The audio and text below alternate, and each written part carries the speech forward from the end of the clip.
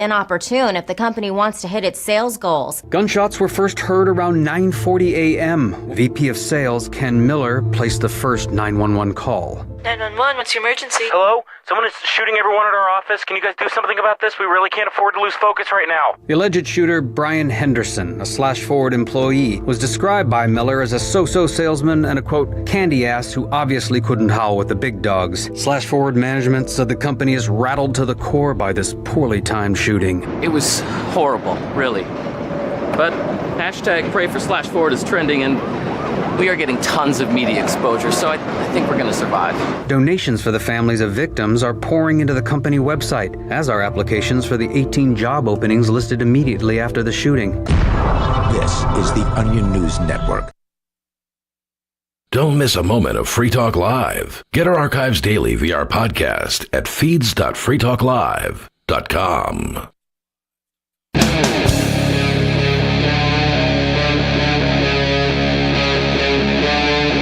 Free Talk Live.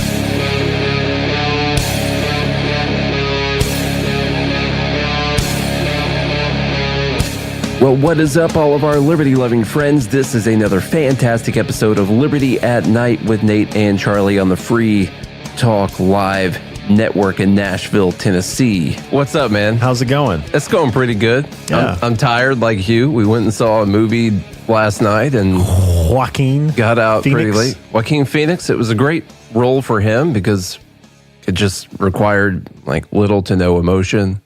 You know, someone who could be kind of crazy and all that. But narcissistic. Narcissistic, definitely. Yeah. We both found out that we knew little to nothing about Napoleon at all. Yeah. And assuming that this movie is accurate in any way, a completely different person than we thought. But I don't know how, I mean, maybe Joaquin put his own dorky spin on the character. Yeah. I don't know what it is. It was but a decent movie. It was good. It was good. I had higher expectations. Yeah, I did too. You know, when they put on the these days trailers for movies are just so good. You know, they've perfected the art of making trailers for movies. And People should win awards just for the trailers. They did spoil one of the coolest moments in the movie in the trailer, which is that battle where he forces them onto the lake. And that's on the trailer. If you're planning on going to see the movie, I think it's a fine movie to go and see. It wasn't what I expected. You see in the trailer, like, same guy that did Gladiator.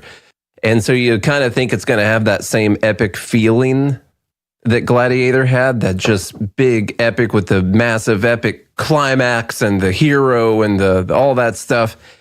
And really, it was just sort of a movie that floated along. I would say there's like not much dynamic range to the movie. Like there's big battles in the beginning and throughout the 2.5 hour movie. But it's like if you could measure the emotion of the movie, I would say just runs flat like this. And then it's over. Yeah. And that's it. Kind of like you. And yeah, just like me. Never showing any emotions at all.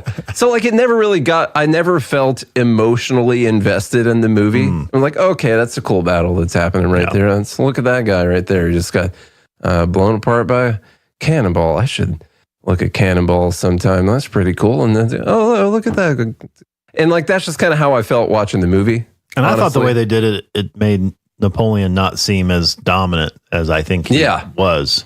Well, or like we had assumed he was through the little bit of history we were told. Well, they went through the timeline really quickly. You got to pay attention to the dates. Oh yeah, because if you look at the dates, then you're like, oh wow, that's like 40 years. I mean, the movie spans. I think the movie spans like 25 years or something like that. It starts in the early 1790s. It goes I like thought 1780s, maybe 80s. Yeah, 1780s to like 1814. I thought 1815. Something, okay, maybe it was 15. Yeah. Everyone write it down. It was 15, not 14. Okay. So anyhow. See when Napoleon rules. I honestly knew nothing. You didn't pay attention to the dates either. I knew nothing about him. I had no idea that he was the emperor of France at some point in time. I thought he was just this random conqueror that went around conquering lands and ruling lands. And like, that's what I heard. Just this not conquistador, but this conqueror, In just French. this conquest. He was a conquistador to in go French. to go around just taking over people's lands, and that's kind of what I heard. And he was a super short guy with a big funny hat, and just went around killing a bunch of people. And he went around killing a bunch of people, but they were like fighting battles for the French, which I know none of their history at all. I don't even know anything about the French Revolution. It does explain why the French people are angry. You think? I think. Yeah, he gives a good representation of just, French people being angry, I think. It showed back then they were good at protests too. Yeah. They've been, French have been protesting for a long time. Yeah. That's maybe where protests originate, maybe. But I just didn't know much about the history. And they kind of didn't do a great job explaining the history, like why things were happening, why it was important, what they were trying to do. I didn't understand what their system of government was. There's these 5 guys that are meeting, but then they just have them sign something and they resign. And now there's these 3 dudes. And then how do you just pick a king? I thought that had to be a specific bloodline or something, but you're just like, oh yeah, Now there's one it dude. just didn't make much sense, Yeah.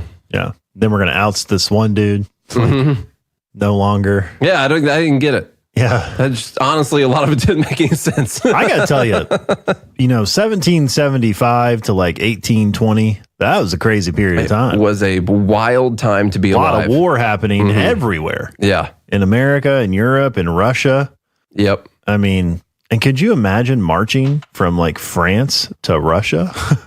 It's a long walk. It's a hell of a march. And lost a lot of good men out there. Yeah. Like 500,000 of them. This isn't a movie review podcast. No, it's but not. It's not. It's a fine movie if you want to go see it. I wouldn't recommend people run out and clear your schedule. I don't think you have to go see it in an IMAX or anything like what we kind of did last night. You can see it in a normal movie theater at normal movie prices. That would be fine too. Wait till it comes to your TV. That's fine. I like seeing stuff in the theater. I do you too. think guys like seeing stuff in theaters more than girls? Like, because we care about things more? Like when I go to a theater, I want the big screen. I want the epic sound. I want that feeling. Do girls, I know this is kind of talking in general, but I don't think my wife feels the same way about going to a movie that I do. Unless it's the Barbie movie. Well, she didn't know. She thought that looked dumb. Thank God. But I don't know if because guys are so into things and maybe like including sound and picture quality and all of that stuff that maybe girls aren't as interested in seeing things in the theater. A few ladies in the Fed Haters group. I see one. Yes, we like that too. Okay. I'm just talking in general. Okay. I know some girls who love the comic book movies, all the Marvel stuff, and they always go see them in theaters and stuff like that. And of course, that's most really girls fun. I see going to the theater have blankets. Yeah. Last night when I was walking in, I saw several girls in pajamas and blankets. And I was like, you look comfy. One reason might be, once again, just talking in general, I don't think going on about the movie. Oh, it's important to the first story. Oh, okay. That's why. Yeah, the first story is about movies.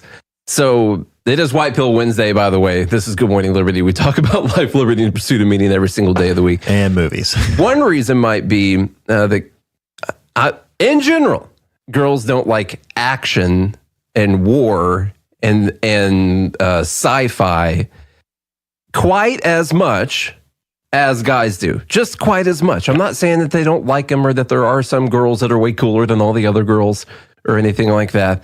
I'm just saying that you took a survey in general. You took a survey and overall, well, we got majority of women. We have a genre called chick flicks. Yeah, we don't call all the other movies dick flicks. Like that's not something that we do. Although maybe we should. Yeah, Can that go on the radio? I don't know. Okay, you should have said penis flicks, and that can go on the radio. Scientifically accurate. Right. Yeah. So like a chick flick. Do you have to see that in the movie theater? Yeah. Really? I mean, you can watch that at home, curled up on the couch with your fire going in your dog's head in your lap or whatever with a bowl of ice cream. But both genders like to watch things that are unrealistic. Yeah, true. Oh, yeah. Yeah. Yeah. It's all about this world that we'll never reach. We're aspiring towards that doesn't actually exist. Yeah. For guys, it's like superheroes and war and space travel and all that. And for girls, it's like a perfect relationship with men who don't actually exist. Right, exactly. That kind of thing. Okay, here's a white bill to talk about. Disney in their recent filing has hinted that it's their political stance, their woke politics, they didn't use the word woke, as presenting risks to their reputation and their brands. Yes, hinting that they have sort of taken a stance on things and that is harming the company.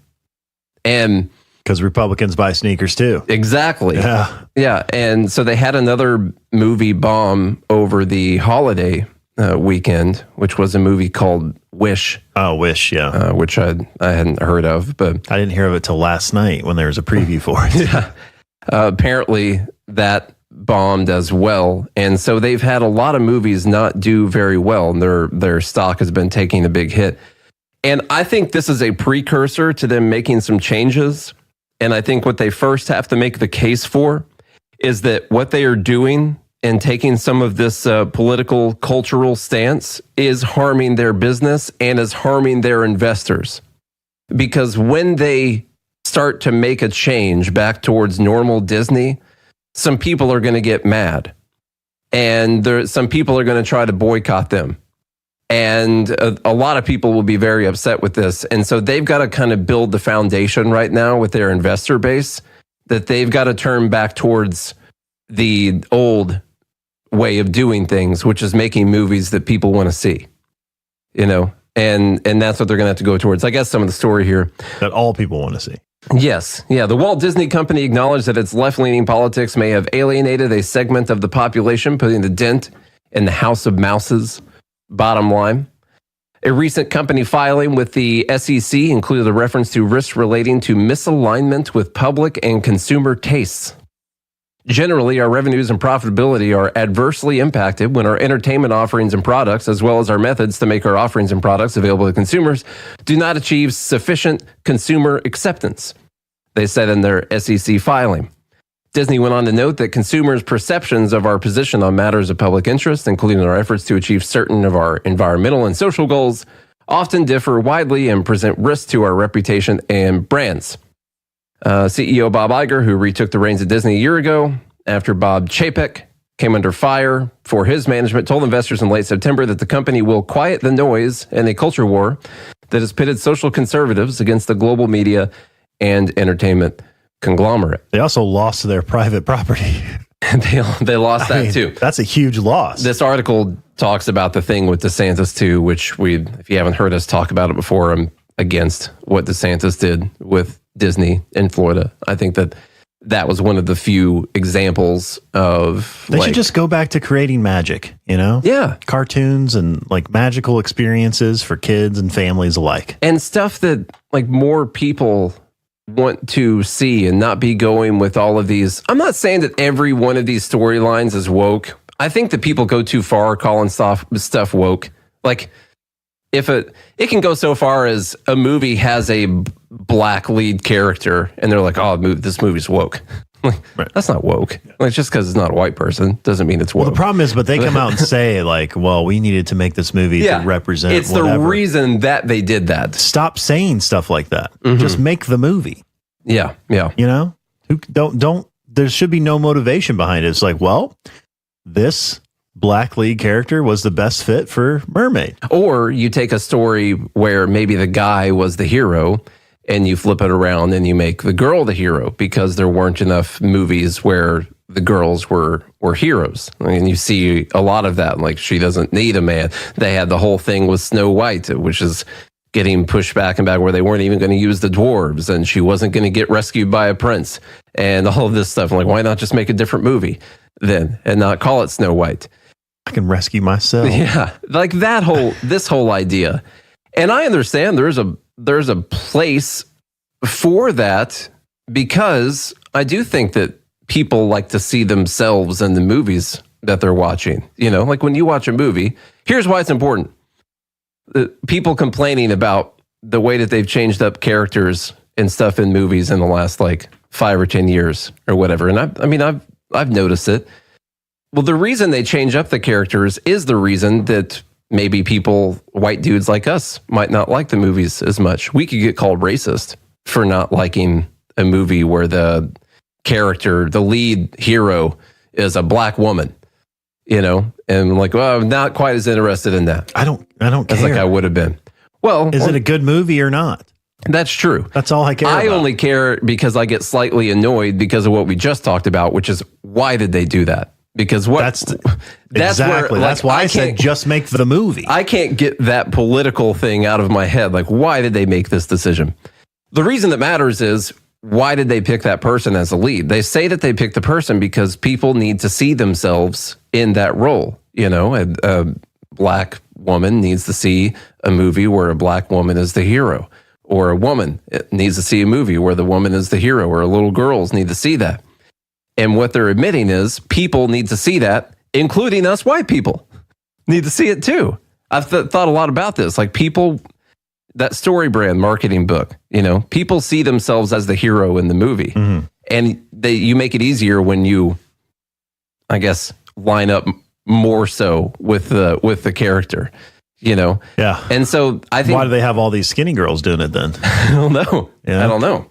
What about these body positive girls? God, I've got They're one. not seeing themselves in there, you know? They're probably still feeling bad about themselves. I've been watching, You see the what I show. mean? You can like keep going. Yeah. And so it's like, let's make 187 versions of The Little Mermaid where we have all representation. It's like, Yeah. come on, man. We can't do that. You could, I guess, but it's like, just make the movie. The point I'm making is that when you pick the leads in a story, you're picking who is going to most relate to the lead characters in a story. And as you fractionate down to a lower and lower percentage of the population, But there's one problem with that. I think it's different than that. See, I think it's more along archetypes because there ain't no woman who wants to go rescue a prince from a dragon. Like you can't reverse the roles. maybe she does. Have you talked to all the women? Okay. I would argue that the amount of women who want to rescue a man from a dragon probably basically zero statistically. I don't There want to could be rescue some. anyone from a dragon. There could be some. I'm saying it has to go back to, I think it's archetypical. What about trans women? Maybe. Yeah, maybe. Women, biologically, you know, women want to be protected and rescued. That's why they make those stories. Yeah. And that's why everyone relates to it, including the woman. Yeah. Not anymore. That's a faux pas. No, it's still In culture No, today. it still is, which is it? why Disney's losing. Yeah, that's true. That's That's true. that's what I think this is all about. Let me see. Disney has hit rough times economically. The company has been hamstrung by steep losses in its streaming division, as well as underwhelming box office results in big budget pictures in the Marvel Cinematic Universe. That could just be purely exhaustion from people. And actually, my God, how many movies can there be? We could take women and men out. We could just talk about masculinity and femininity. Mm-hmm. Right? You can just talk about those two different dynamics, which has been we've been telling stories about masculinity and femininity for thousands of years. Yeah, It's like it's biological. It's I agree. I Yeah. agree. For sure. The Marvels, its latest MCU sequel, has generated just $76.9 million domestically and $110 million overseas in the 3 weeks since it opened. Ooh. Disney's most recent animated offering, Wish, managed just a measly $31.7 million over the 5-day Thanksgiving period. It had been forecast to debut closer to $50 million. Wish, a fairy tale centered around a wished-upon star, fared better than last year's Thanksgiving release for Disney's Strange World, which bombed with a $18.9 million holiday opening. I think they spent more money than that on making it. Yeah. Oops. I did want to show you this. Remember, this is all white pill stuff. The orange line is the S&P 500. The white line is Disney. This is since the just before the COVID crash. Actually, I could have made this look way more dramatic, but I couldn't get my software to agree with me on this. But since just before the COVID crash, the market, the S&P 500 is up 42%, and Disney is down 40%. And Seems like since a good time to buy Disney then.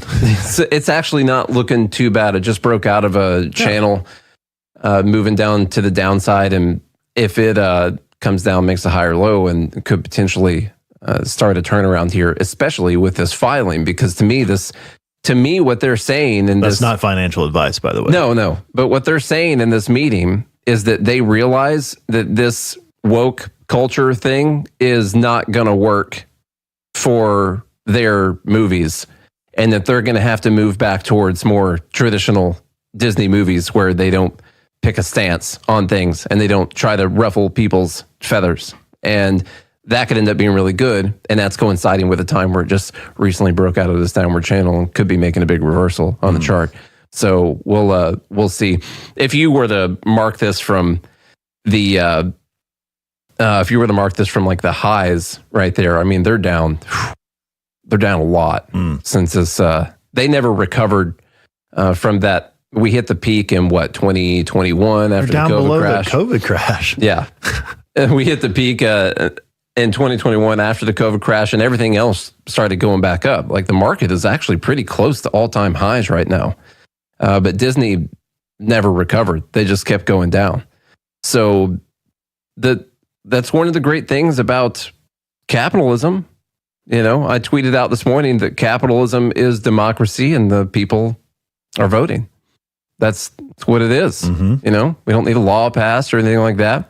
Now look, Disney's changing. People don't like it. They're not going to see the movies, and Disney's losing money. And now Disney is saying, well, you know, this is kind of costing us a lot of money. And to me, this is a precursor to them saying, well, since that's costing us a lot of money, I think that maybe we need to change things. Are they talking about how much the CEO is losing in his stock compensation? Probably. No, I bet they're not. I bet they're not at all. Because it seems like he was worth like 50% more than what he is now. It's still going to be really tough for them to turn it around, because by this time, they've got so many people at the company that are invested in this wokeness culture stuff that they're going to like quit when they try to change things, you know? Yeah. They're going to have a tough time. In related movie news, did you see the Daily Wire Plus trailer? Yeah. For their new comedy coming out? Oh, yeah. To be honest, the movie looks god awful. Or is it but it's a movie. It's a movie or a show? It's a movie. It's a movie? Okay. The movie looks god awful, but I support their endeavor. It also looks hilarious. And I like the fact that this is a movie, but it's called Lady Ballers. Yeah, I don't think Boring and Shapiro and those guys are actual actors. No, but they are going to act in this movie. It's going to look more like a hour and a half long skit. I'm betting like an hour and a half long digital short Lady from Ballers. SNL. Lady Ballers. Yeah, that's what it's called. So I'm excited for it. I'm excited to see different clips from the movie. The movie just looks terrible to me, but I'm going to watch it. It could be fine. I'll support it. It's funny while Disney's going down, things like Daily Wire Plus are going up. Well, they started that new one called Bent Key, which is a weird word. They're taking advantage and trying to make their own kids' movies. I don't understand the name. I don't either. Bent Key? Is it Jewish? What's that? I don't know. I don't understand why they call that. Coming right up, we're going to finish up this conversation and talk about some new technological breakthroughs on Liberty at Night. This hour of Free Talk Live is brought to you by Dash Digital Cash. Dash is the cryptocurrency designed to be used for spending. Tired of the ever-inflating US dollar? You can live your life on Dash instead with some handy websites. BitRefill.com has been accepting Dash for years and has a ton of big-name retailers and brands including grocers, gas stations, phone refills, Amazon, and even prepaid MasterCards. Plus, many of their gift cards are available at a discount. But what about paying your bills? Spritz.finance can do that, and they can send dollars to your bank account in case you still need those for some reason. Dash is one of the oldest cryptocurrencies and is widely available on exchanges, including the decentralized Maya protocol, and in multi-crypto wallets. It's easy to get and use Dash. Start by learning more at Dash.org. Thanks to the Dash DAO for sending us 32 Dash per month to promote Dash on the air. Visit dash.org to learn about Dash. Dash.org.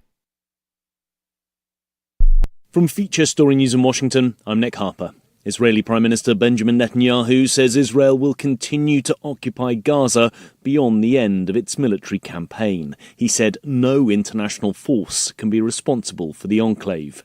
It comes as the UN warns that the Israeli campaign, which is continuing to move south, is now creating apocalyptic conditions in southern Gaza. FSN's Jody Jacobs reports from UN headquarters in New York. The situation, the UN says, has become dire, with the UN's humanitarian chief Martin Griffiths saying every time we think things cannot get any more apocalyptic in Gaza, they do. The World Health Organization is concerned about the bombardment of health facilities. It says Gaza cannot afford to lose another hospital as health needs continue to soar.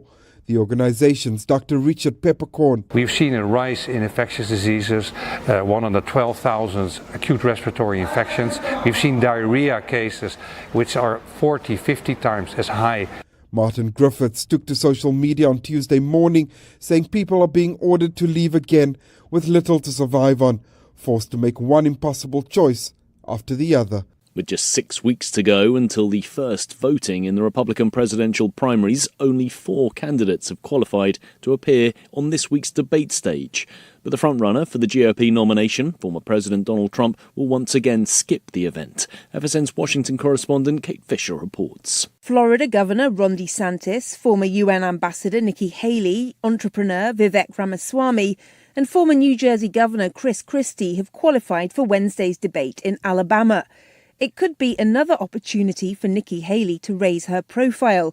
She's received a bump in the polls and increasing support from major GOP donors after previous successful performances. She and Ron DeSantis are in fierce competition to be seen as the top rival to Donald Trump.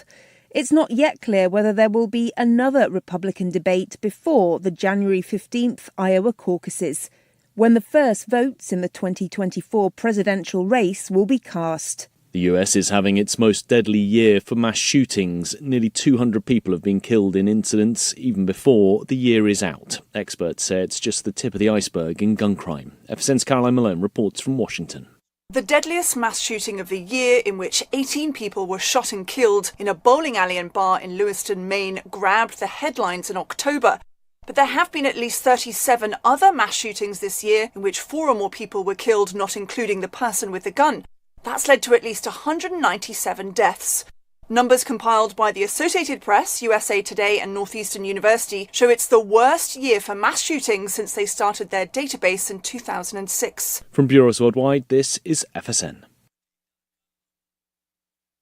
We're still not sure why you'd want to watch, but our video feed is streaming nightly for free at cam.freetalklive.com.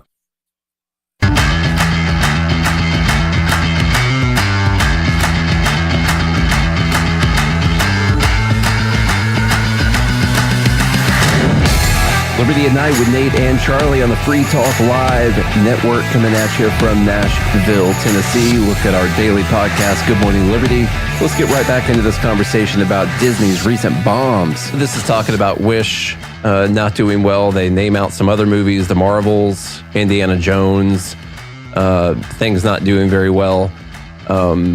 This one talking about is Disney's new movie Wish a woke disaster. This one also names out some of the other movies that have been going pretty terribly. The moral of the story is, since we've spent about 23 minutes talking about movies, it's not going well. And by the way, this thing that I pulled up, here's what I was trying to point out.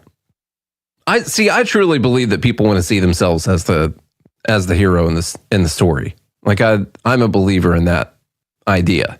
Maybe not so much by like skin color. I get that because disagree. I watched, like, my hero growing up was Michael Jordan. I never thought about the fact that he was black. That never mattered to me. I don't disagree with that. I'm just saying I think it goes one level deeper than just like, oh, I want to see myself as a hero. It's like, well, why? Yeah. Why? Keep asking why until you get to the bottom. I just think you want to see yourself like doing something great. But why? Why? I don't know. Because that's cool. But I don't have a why. I don't have it deeper than that. Yeah. Well, I'm saying it does go one level deeper. What's that? Which is, it's part of our biological nature. Yeah. Yeah. Yeah. I'm sure. To be the protector. Yeah. All that stuff. Mm-hmm. And so let's not say men naturally want to, biologically, naturally want to provide. They want to provide and protect. It's like ingrained. Okay. Women naturally want to sit in their femininity. They don't want like, which is they want to be. You're speaking in general terms. In right general, now. yes. Yeah. Yes. In general. Well, it's the way it's been for thousands of years. Okay. So it's deeper than just like than surface level people, right? It's generational. It's archetypical. That's what it is. To be fair, there were other reasons for that. I mean, as before birth control or modern ways of taking care of children, or that is true. You know, things like that. Like women, there were reasons that they had to be protected, and the men would be the hunter and all that. I think I don't know. I think this is the battle in our culture right now. I think you see it happening right. At least I do. I see it anecdotally. I see a lot of women saying like, I'm tired of making the decisions, or I'm tired of this, or I'm tired of all of this. I just want to sit in peace. And they're not at peace right now because they're not in their femininity. They're more in their masculinity. Yeah. Because you can go back and forth.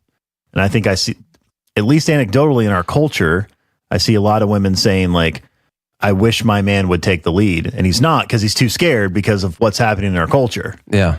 So I think I think there's still that biological urge. And correct me if I'm wrong, ladies in the Fed Haters Club.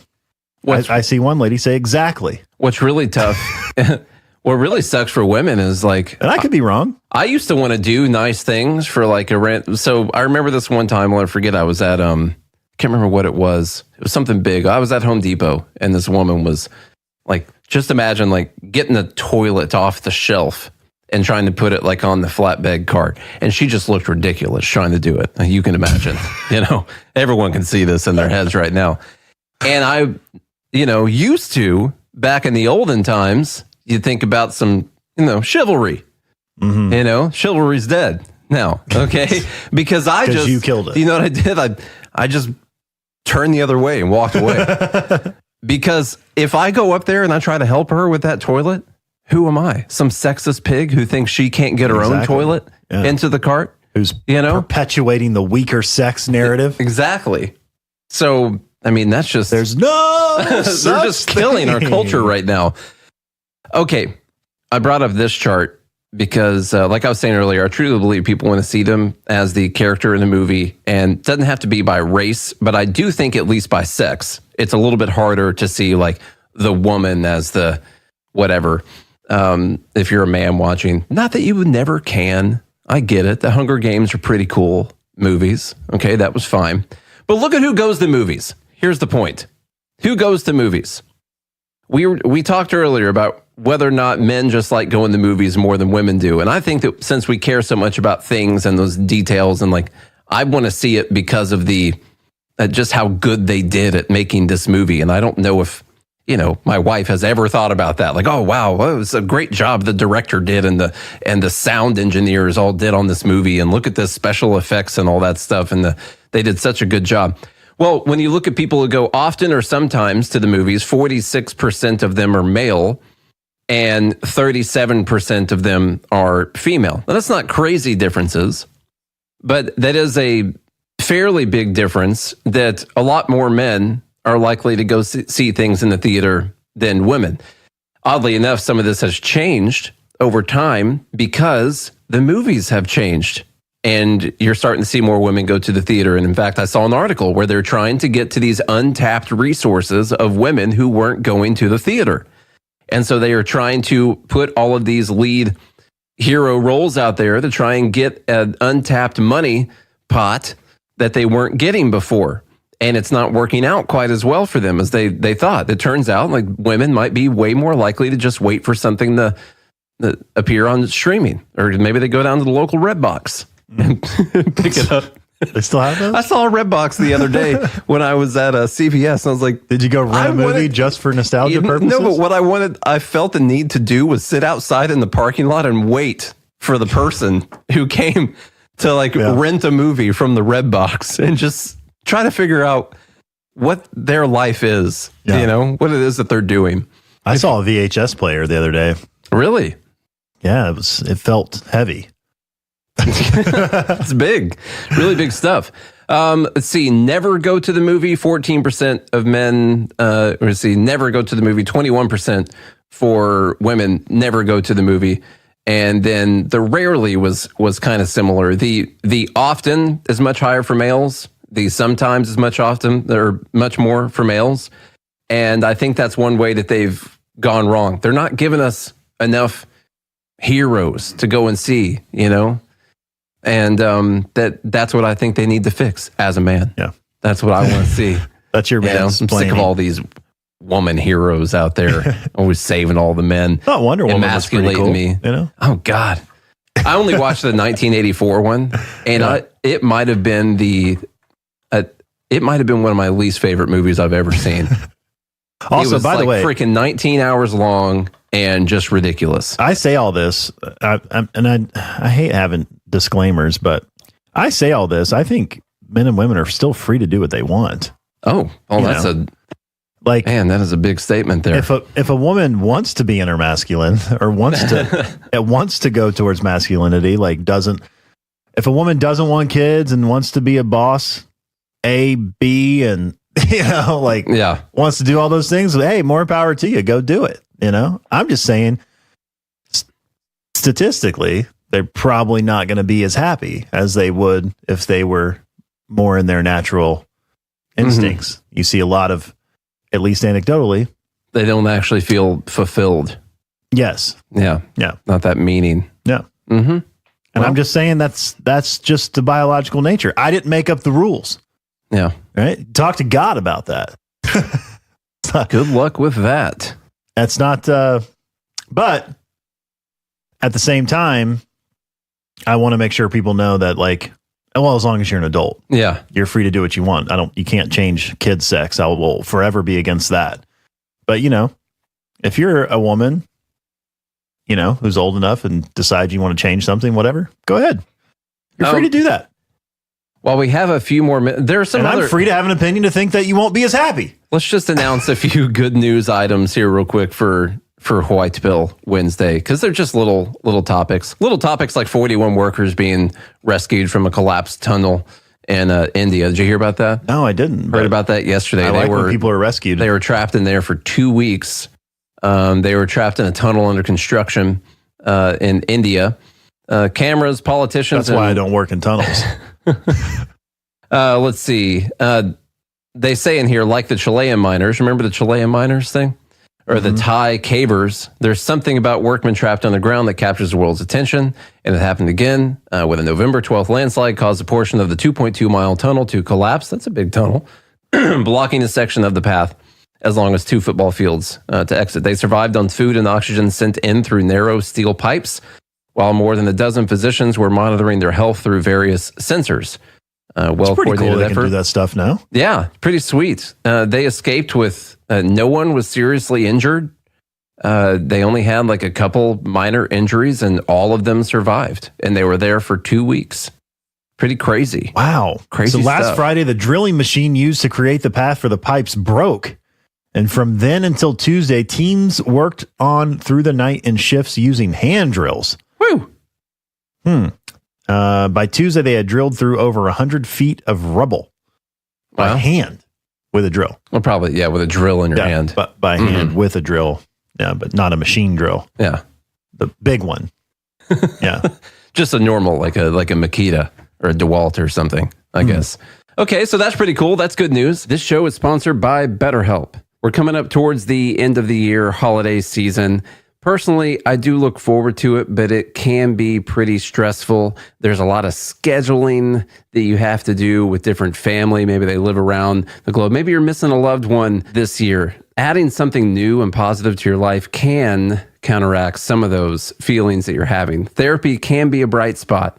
amid all that stress that you're going through. Something to look forward to, make you feel grounded, give you the tools to manage everything that's going on. I've done therapy in the past. It was very helpful and life-changing just to talk through some of these things with people and learn how to deal with things as they come up. Charlie has used BetterHelp for years. So if you're thinking of starting therapy, give BetterHelp a try. It's entirely online, designed to be convenient, flexible, and suited to your schedule. You just fill out a brief questionnaire, get matched with a licensed therapist, and switch therapists anytime for no additional charge. Find your bright spot this season with BetterHelp. Visit BetterHelp.com/GML today to get 10% off your first month. That's BetterHelp, HELP.com/GML. How about a couple other good little technological innovations before maybe we get to one more thing that's not really a white pill if we have time?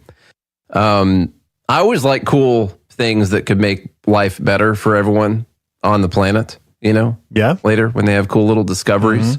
And the scientists have found that exposing plants to unusual chemical early can bolster their growth and help feed the world and cause cancer. One thing they know, well, it's a natural hormone. I have questions, but it's a natural hormone that plants have. Did you know plants, they get stressed? Yeah.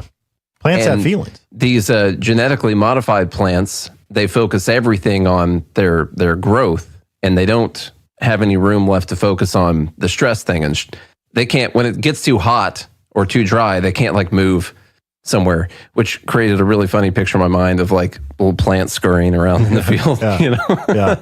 And Matt, that's a whole different world of plants could just move around like that. That's a Disney movie. Luckily, they have those hard cell walls, that make it to where they can't move. One problem is plants don't have representation of themselves in movies.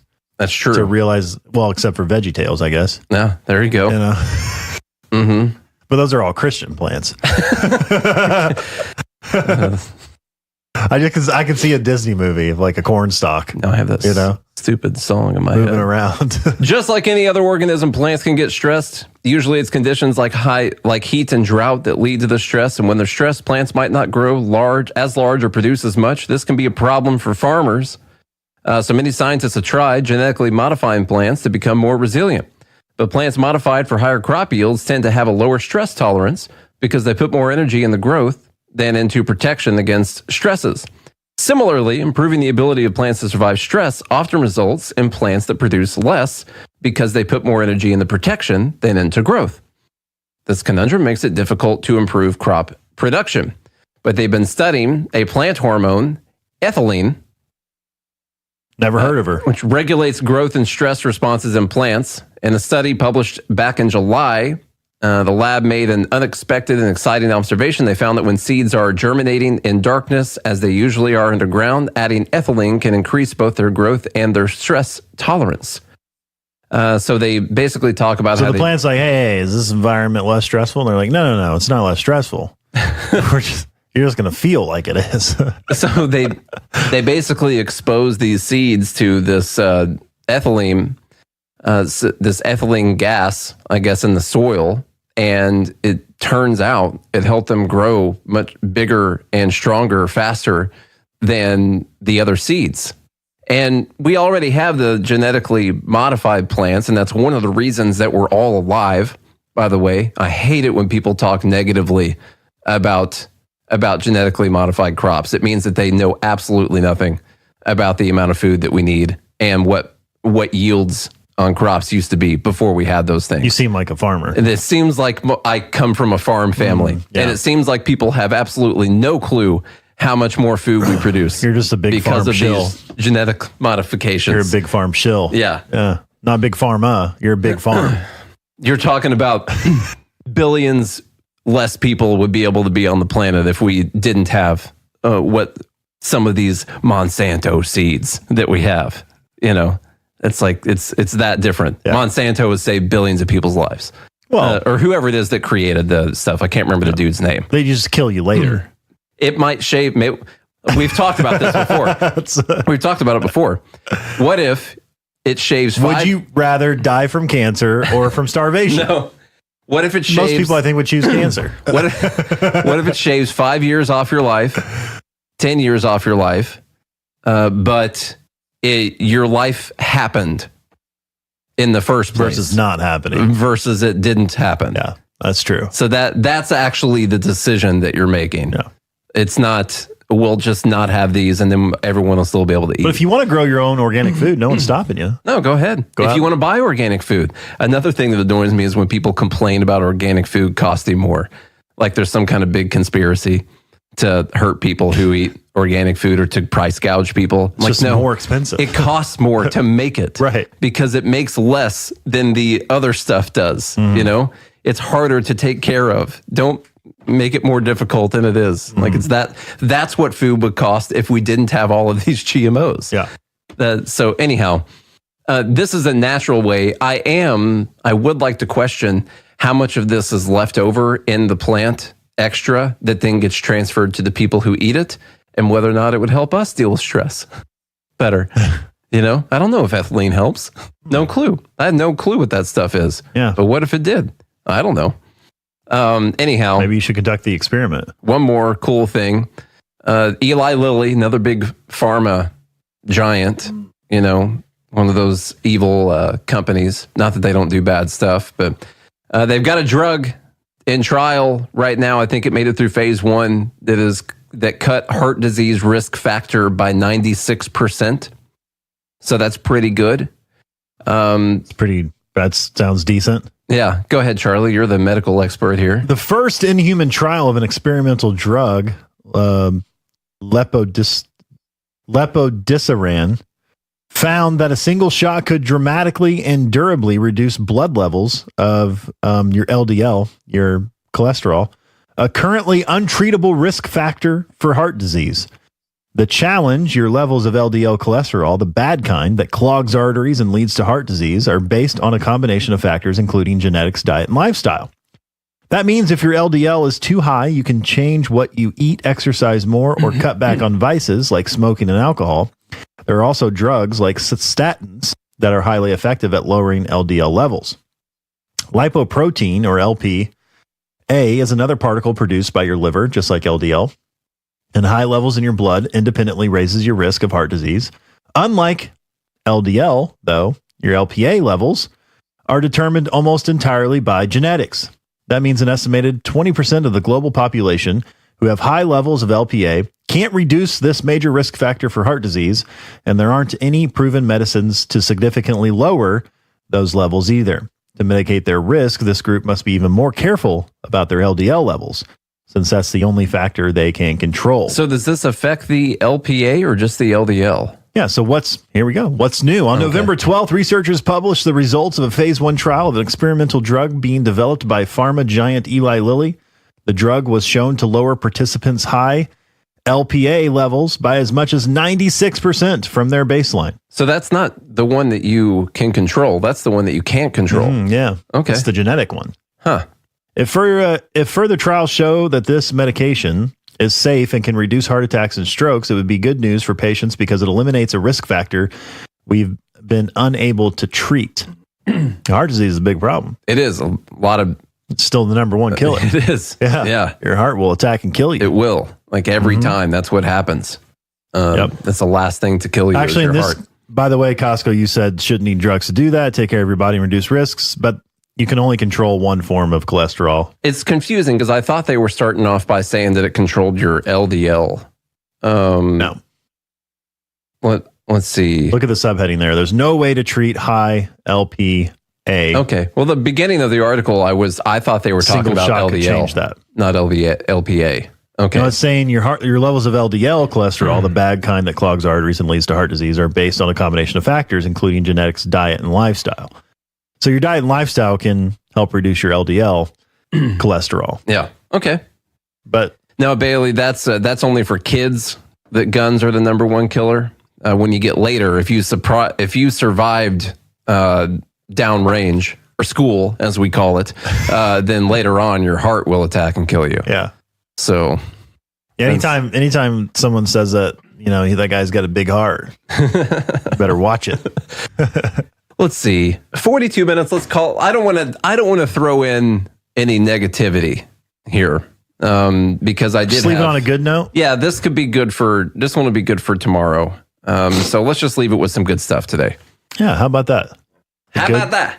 A good news, kind of. We talked a lot about women in this one, Nate. Yeah, but we were right, so that's the good part about that. Yeah, that's one thing about being a man, you know? Yeah, it feels so good. We have the privilege of mansplaining. Do you notice how fast it You flipped? don't hear, like, oh, don't womansplain that to me. That's because men don't complain.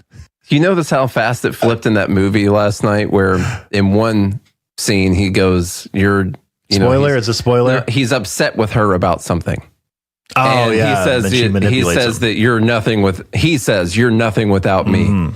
And, later on in the day, she gets him to say that he's nothing without her. And she's completely flipped it back around on him where he's like crying and begging. Yeah.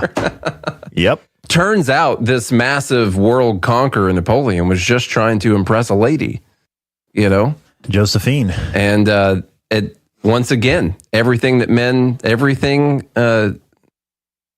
that men have done throughout history had a woman behind it. So there you go. I can't tell if that's a joke or...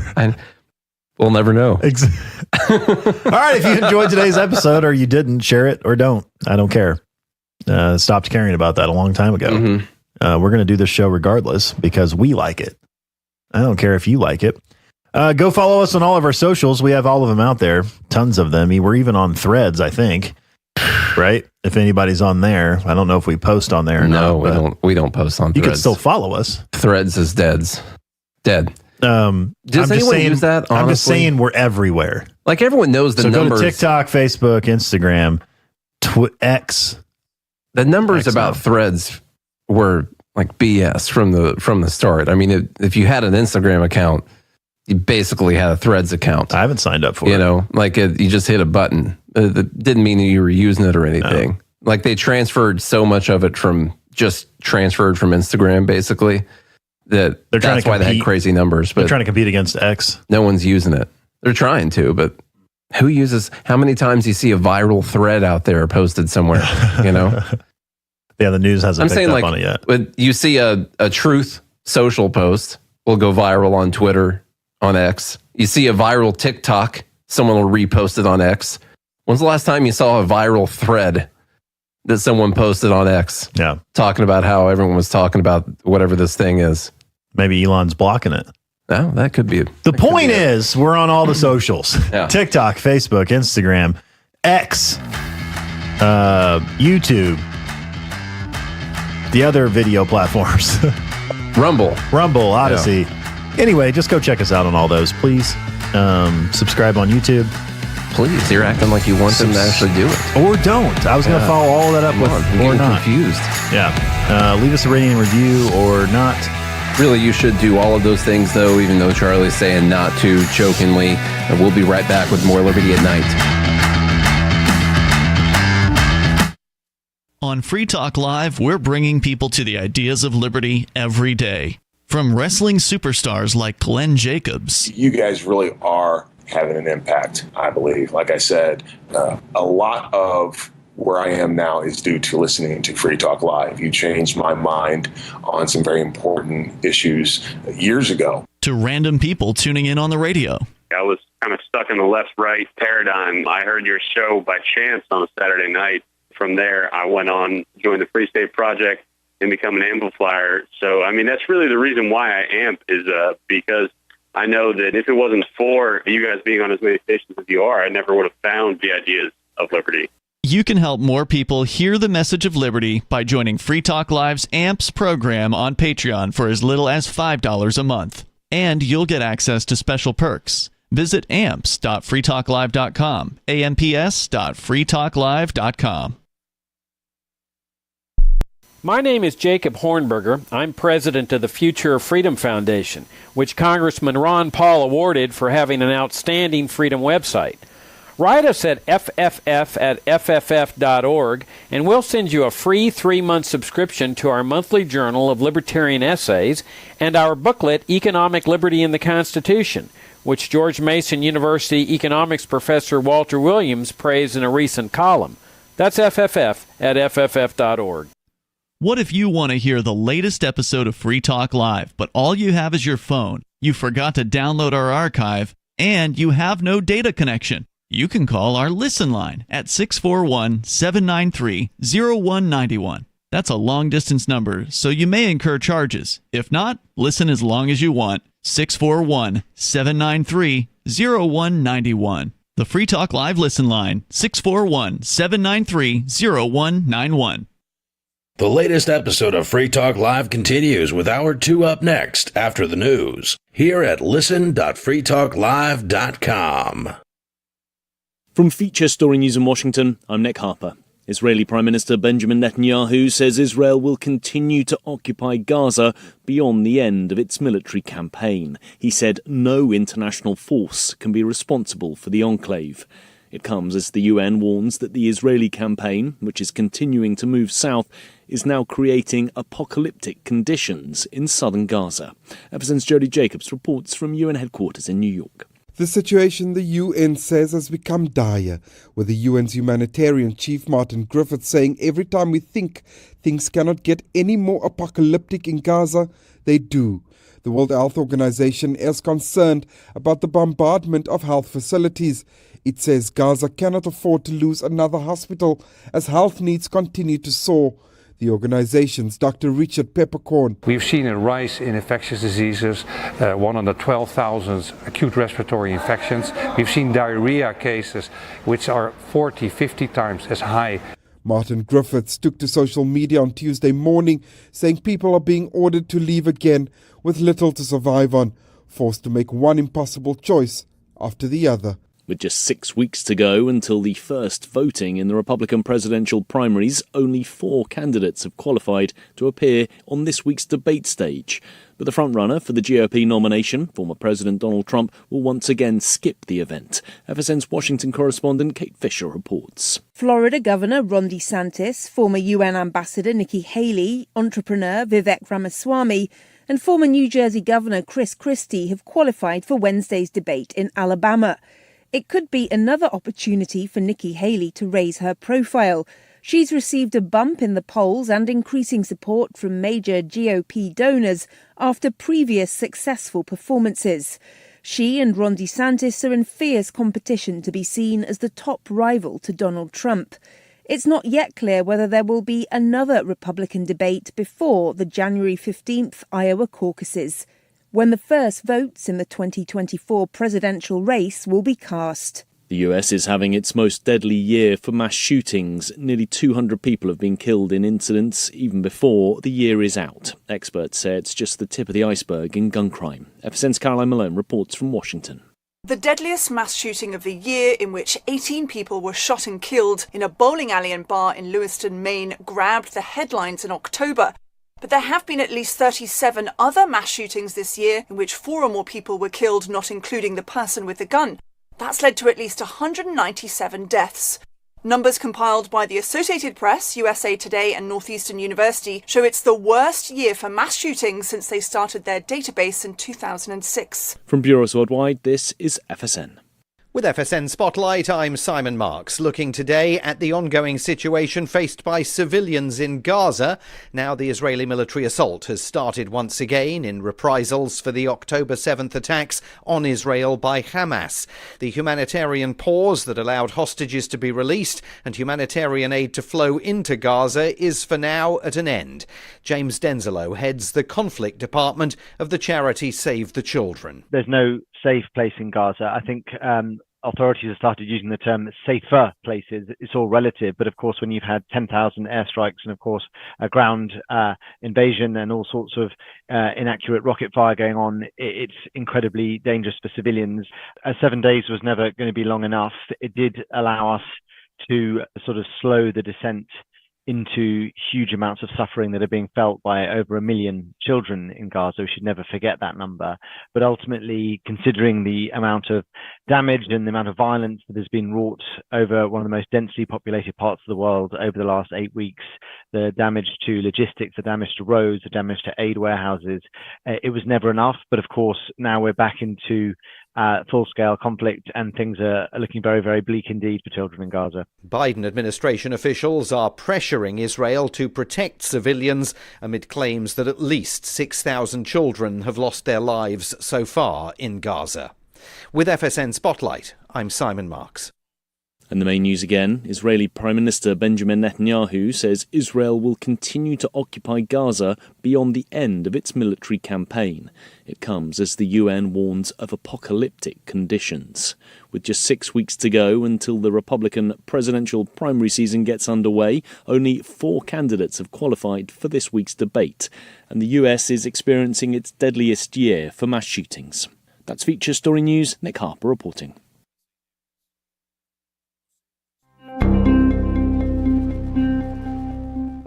Mere days before his upcoming relocation to Denver, Colorado, 4-year Chicago resident Paul Marsden admitted today that he wished he had taken a little more time to truly loathe the city he has lived in for nearly half a decade. You know, I've been here for a couple years, but now that I'm finally leaving, I realize I never really got to hate this place. Marsden confirmed that in the time he's lived in the city, he never quite managed to explore his own shitty neighborhood, adding that he regrets never getting to know the stuck-up workers at the cafe down the block, never visiting the overpriced bodega on his corner, and never becoming violently ill from the food at the crappy Mexican place across the street from him. You know, I lived right next to that bar for 4 years, and I just wish I took more time to abhor the disgusting smell that hits you every time you walk by.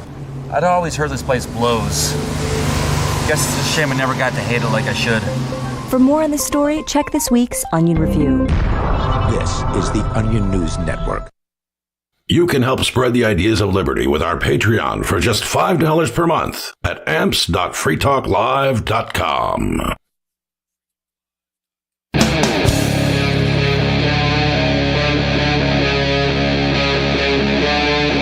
Free Talk Live. Well, what is up, all of our liberty-loving friends? This is another fantastic episode of Liberty at Night with Nate and Charlie on the Free Talk Live network, starting hour number 2 right now. In this hour of Free Talk Live is brought to you by Dash Digital Cash.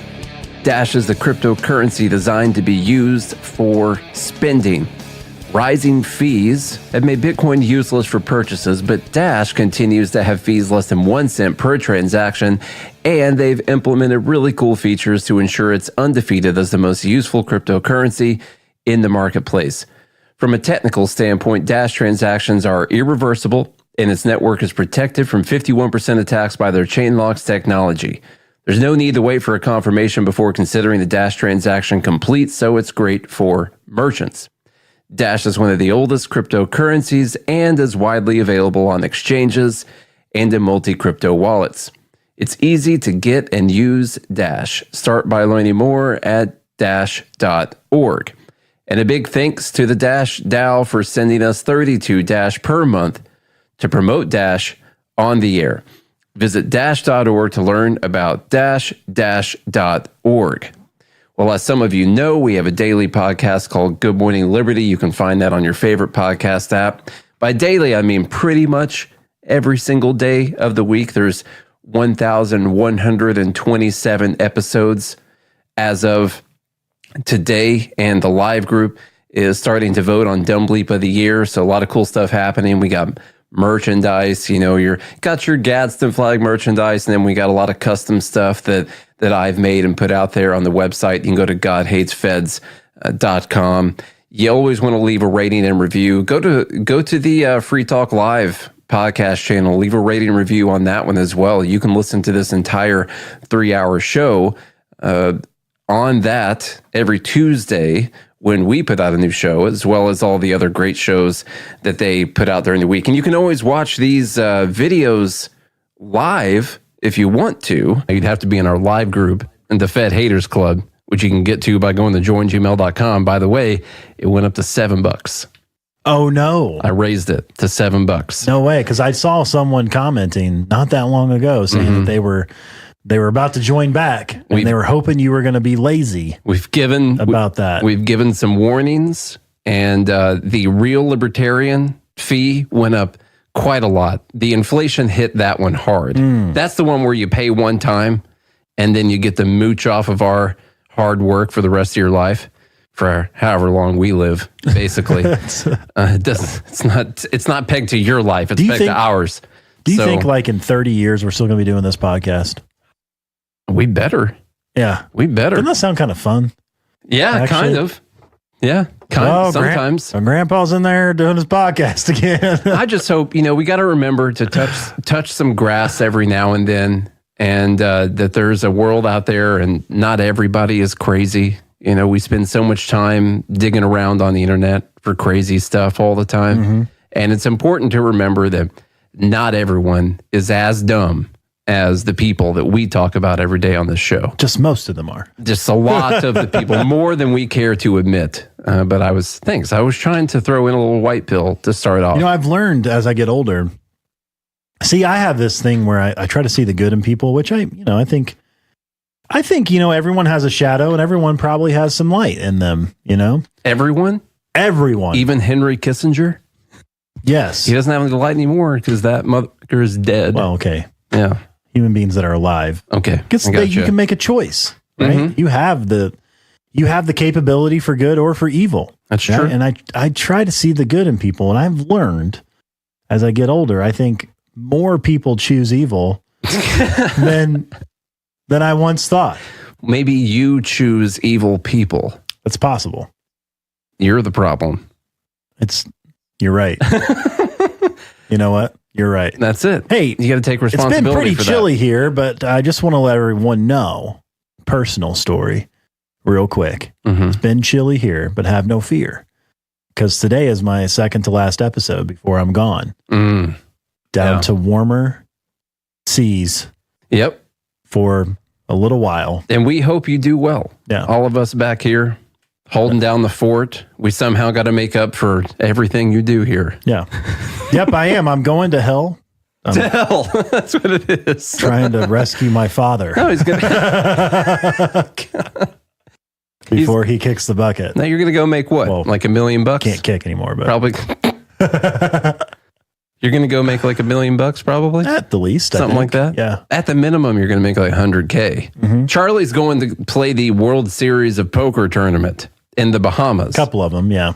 So wish him luck. If he does well, we all do well. Sounds terrible, doesn't it? Yeah.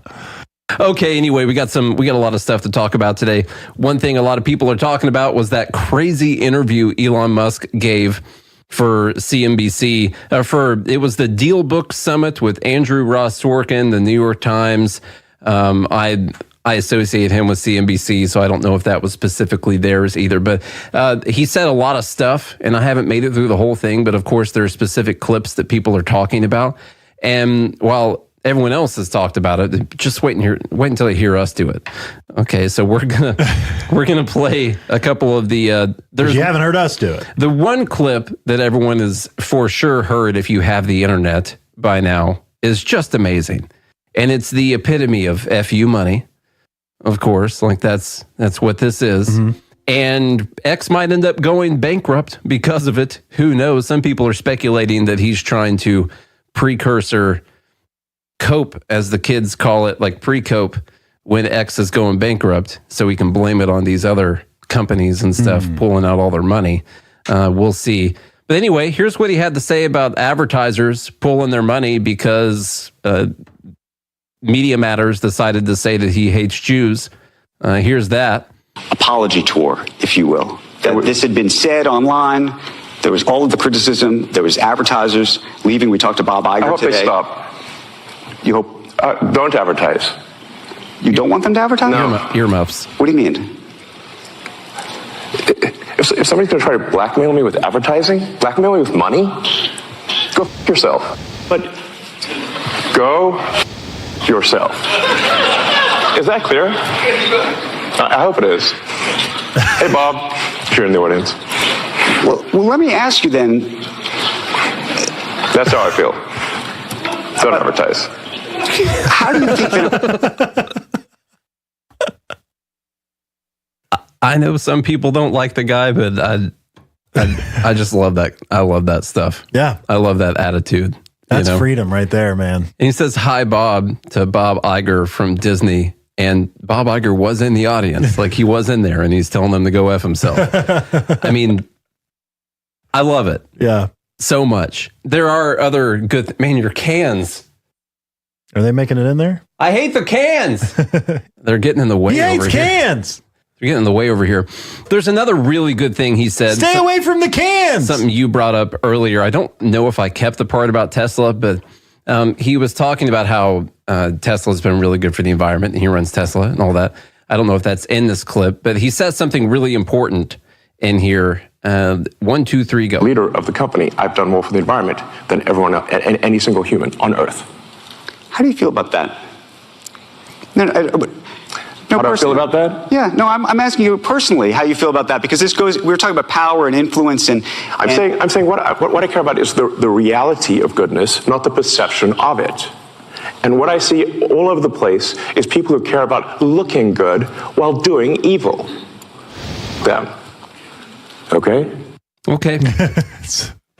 Tell me how you really feel. No, Elon, don't hold back. So that's something that we talk about all the time. We would describe it as a virtue signal. Mm-hmm. We talk about that a lot. People love to pat themselves on the back, saying that they're for the right things. Looks like they're doing something good, but they're actually doing something evil, and F them. He was, I don't know if someone pissed him off beforehand or what it was, but he was hot. Yeah. For sure. He didn't care. He gave 0 Fs. Yep. So that, he actually gave a lot of Fs. He gave a lot of Fs. In that speech. He did. Yeah, or in the interview, yeah. So he said the F word quite a bit. I really like that one a lot. I posted that one earlier because that's what we deal with all the time. A lot of what the left is in general are a bunch of people who like to say like, oh, look how good I am. I'm so good at all this stuff. And they do these little virtue signaling things, and it's all just for show. Yeah. It's just so they can look better than other people. It's actually so they can line their own pockets more. Yeah, a lot of times. Actually. It is. This one is a little bit longer clip. And this is, it's do what I say, not what I do. Mm-hmm. And that's another thing the older I get. I was telling the live group this earlier, the Fed Haters Club. The older I get, the more I realize, people will say a lot of things. They will. You just have to look at what are their actions? Mm-hmm. What do they actually believe?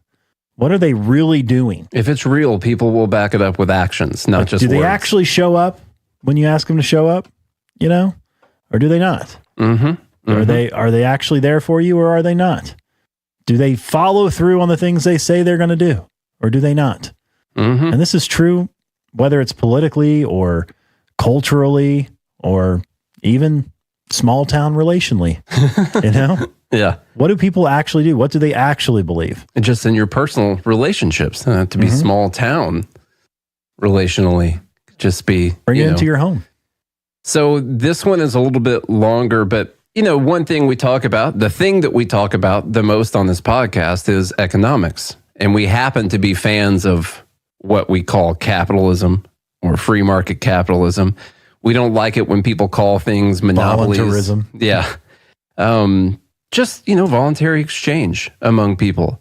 And we don't like it when people call things monopolies when they're not monopolies. And Elon Musk doesn't either. And he did a really good job explaining that sometimes you can have a monopoly because you use the government to control the market, or you can be the biggest in a field because you have the best products and you do a better job than everyone else. And that doesn't mean that you're a monopoly. And that's kind of how he responded to this line of questioning. It's a couple minutes, but it's some economics. And so I wanted to hear it from the second richest person in the world right now. Maybe the Chinese will tell you that you have to, they have leverage over you, and you're going to have to turn that off, right? I mean, these are very difficult decisions, and I'm so curious how you think about that. And not just the decisions, the fact that you have that power. I think it's important for the audience to understand that the reason I have these powers is not because of some anti-competitive actions. It's simply because we've executed very well. Oh, I'm not dismissing that. I think there are so many people, by the way, who are huge supporters of what you've created. There are other satellites out there, But they're not as good as yours, and and we can say that maybe make the same argument of cars and everything else. Yes. But as a result, that gives you enormous leverage, right? Okay. I mean, with the exception of by the way, these advertisers who aren't on X. In every other instance, everybody needs you. Well, I mean, they use our product if it's better, than use somebody else's product if their other product's better. And I accept that. And maybe one day somebody else will create a better product. Is it like, you know, how is it a bad thing to make better products than other companies? Well, and I want to just go back to the Starlink piece of it, though, because that has sort of a geopolitical ramification in terms of your power and how you think about that specific power, and then the power that the U.S. government might have either over you or not over you, the power the Chinese government might have over you or not over you, and how those things get used. I mean, what are you suggesting? I'm asking the question around this very idea of how these satellites are going to be used, whether you think that you should have control of them, whether the government should have control of them. Do you trust the government? Well, there's a lot of people who don't trust the government. No, exactly. But then this goes back to the trust of you, right? I mean, like I said, we're not the only company who has communication satellites. Our satellites are just much better than theirs. So it's not like we have a monopoly. Right. Do you feel like anybody has product? It's not like. Do you feel anybody has leverage over you? I mean, I think at the end of the day, if we make bad products that people don't want to use, then the users will vote with their resources and use something else. All right, so that's exactly what we say about these big companies all the time. I love, by the way. The only thing we have to be truthful here. Mm-hmm. The government offers a credit to purchase a Tesla. You get an EV credit. A smaller credit than the other companies. Yeah. True. But Tesla had them before the other companies had them. Yeah. Yeah. Because they had EVs before the other companies had them. Right. Yeah. I'm just saying that all the information out there. They also got a ton of carbon credits for their product. Mm-hmm. So the government was offering a lot of money for that. I'm not saying it's right or wrong. I just want all the information out there. Yeah. All right. Move on. What? Because he doesn't have any good companies. I'm not saying he doesn't. Okay. We'll go on to the nothing to say about that. The subject. No. I get that part. I love that when he's talking about whether or not the government should have control over the satellites because people don't trust him. He asked if you trust the government, and that's his first response to that. So that's really good. And he also says several times that if people want to take their dollars elsewhere, that's what they should do. That they're competitors. There's other communication satellites out there, and that's exactly the argument when talking about monopolies. Mm-hmm. So yeah, that's that. Why do I have this quote up here? I've got a quote from 1984. Happen to be wearing a hoodie right now. You can buy. You can go to GodHatesFeds.com and it says the answer to 1984 is 1776. That math checks out. We did the math. Mm-hmm. We put it in the calculator, and when you put it in there, it says that. All right, so you can go find that shirt on the website. That was in the Liberty calculator. It was. The quote is, "The party told you to reject the evidence of your eyes and ears. It was their final, most essential command." So don't pay attention to what they're doing. Just pay attention to what they're saying. Mm-hmm. Yeah. That's the thing. Kind of goes along with the other stuff we've been talking about. Okay, so why is that? We're going to talk about the economy for a second. Joe Biden, he's the president. I see another quote going around that I think is really cool, by the way, that I think is similar to this. And it's it's not a quote, but it's something someone's talking about, is that people, when they watch these movies like the Hunger Games, they identify with the opposition.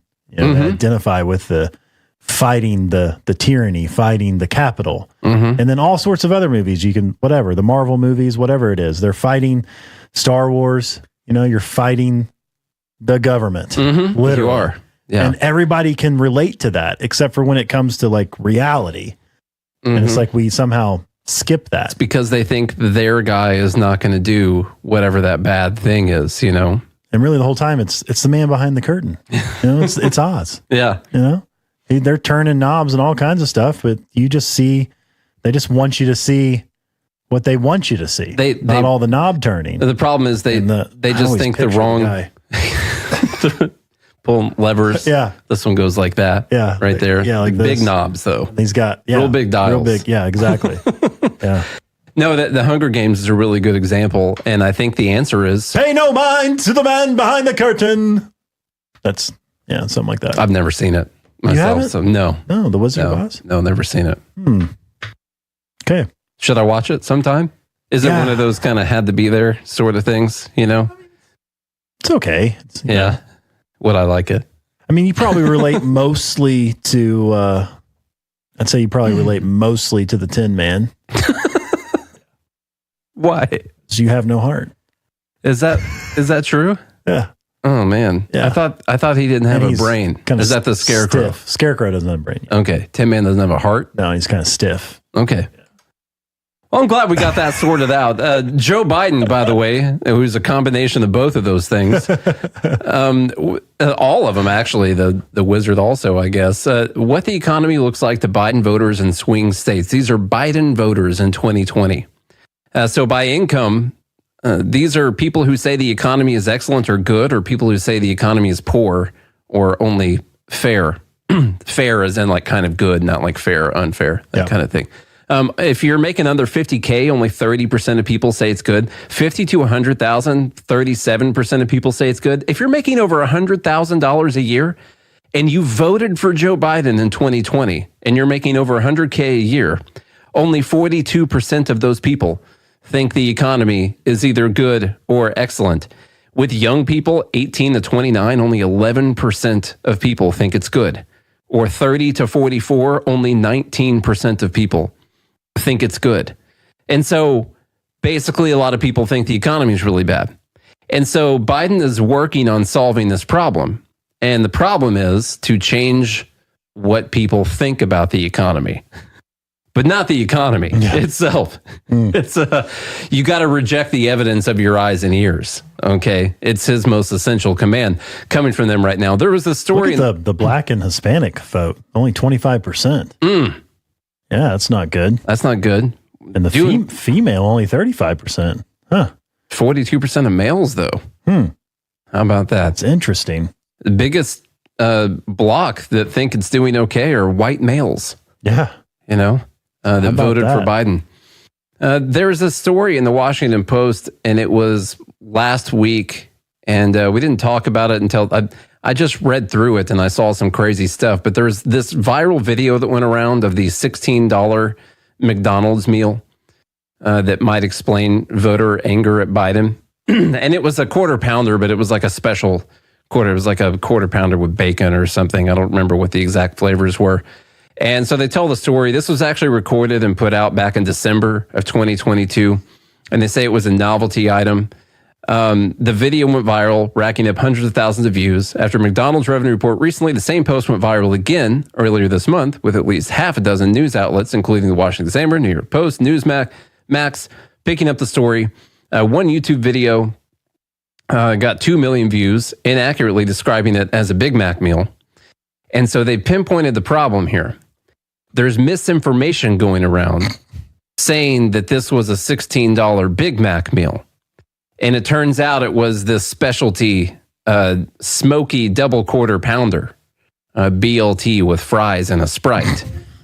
And so the problem with people's perception of the economy is that they watched a viral TikTok video and they saw someone allegedly say that a Big Mac costs $16, and that's why they think the economy's bad, is because of this video that they saw. Not because of anything happening in their own lives, like things costing more, you know, struggling just a little bit more to pay the bills than normal. You base it solely off of these viral videos that you saw online on YouTube or Twitter or TikTok.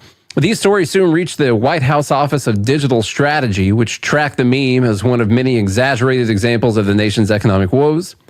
According to a White House official, speaking, of course, on the condition of anonymity, in reality, inflation has been steadily subsiding. Let's talk about that steadily subsiding inflation. Of course, our perfect, amazing Bidenomics economy that we're all living in right now. It's so good. Don't you just feel it? Just look at the poll numbers. Everyone can feel it hard right now. Well, we'll be right back with a lot more on Liberty at Night on the Free Talk Live Network. Join liberty-minded voluntarists, anarchists, and libertarians from June 13th through the 16th for the 8th annual Fork Fest at Rogers Campground in the beautiful White Mountains of New Hampshire. Fork Fest is a fork of the Porcupine Freedom Festival, which has sold out in recent years. Fork Fest happens the weekend before the Porcupine Freedom Festival. Fork Fest is decentralized, which means that there's no ticket cost and no one is in charge. All you have to do to join the fun is reserve your camping site, RV site, or motel room with Rogers Campground for June 13th through the 16th. You can find out more at the unofficial website, forkfest.party. You can also connect with other attendees on the Forkfest Telegram and Matrix chat rooms, as well as the Forkfest forum. You can find links to those at forkfest.party. We hope to see you there June 13th through the 16th. Forkfest.party. From Feature Story News in San Francisco, I'm Ira Spitzer. The U.S. will impose visa bans on extremist Israeli settlers following attacks against Palestinians in the West Bank. It's a rare rebuke from the Biden administration for its Middle East ally. FSN's Nick Harper reports from Washington. The State Department says that anyone involved in undermining peace, security or stability in the occupied West Bank will now face visa restrictions. The ban can also be extended to the individual's family members, according to the US Secretary of State Antony Blinken. It follows repeated warnings from Washington that Israel must curb violence by Israeli settlers against Palestinians. The punishment is a rare one, with the Biden administration staunchly backing Israel since the Hamas attack. But in recent days, Washington has intensified calls for the Israeli government to limit civilian casualties as its forces extend their campaign into the southern part of the Gaza Strip. I'm Nick Harper in Washington. With just 6 weeks to go until the first voting in the Republican presidential primary, only 4 candidates have qualified to appear on this week's debate stage. But the frontrunner for the GOP nomination, former President Donald Trump, will once again skip the event. FSN's Washington correspondent Kate Fisher reports. Florida Governor Ron DeSantis, former UN Ambassador Nikki Haley, entrepreneur Vivek Ramaswamy, and former New Jersey Governor Chris Christie have qualified for Wednesday's debate in Alabama. It could be another opportunity for Nikki Haley to raise her profile. She's received a bump in the polls and increasing support from major GOP donors after previous successful performances. She and Ron DeSantis are in fierce competition to be seen as the top rival to Donald Trump. It's not yet clear whether there will be another Republican debate before the January 15th Iowa caucuses.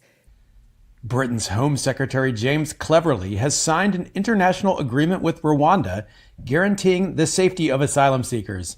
He hopes this will sufficiently address the main concerns of the Supreme Court, which ruled the policy illegal in its original form last month. FSN's Stuart Smith has more from London. In signing this agreement, Rwanda promises not to send asylum seekers who arrive from the UK to another country. The Home Office believes that addresses the Supreme Court's main concern. The UK government is also expected to put into statute that Rwanda is a safe country for asylum seekers, despite the Supreme Court concluding it was not, based on historic evidence from the United Nations. The government hopes those 2 big changes will allow it to bat away any future legal challenges that come its way. The UK believes the policy will discourage asylum seekers from trying to come to Britain, but legal challenges have so far meant no planes made it off the ground with a single person. From Bureaus Worldwide, this is FSN. Yep, we still do email. Drop your email address in the entry box at freetalklive.com, and you'll be kept in the loop with Free Talk Live.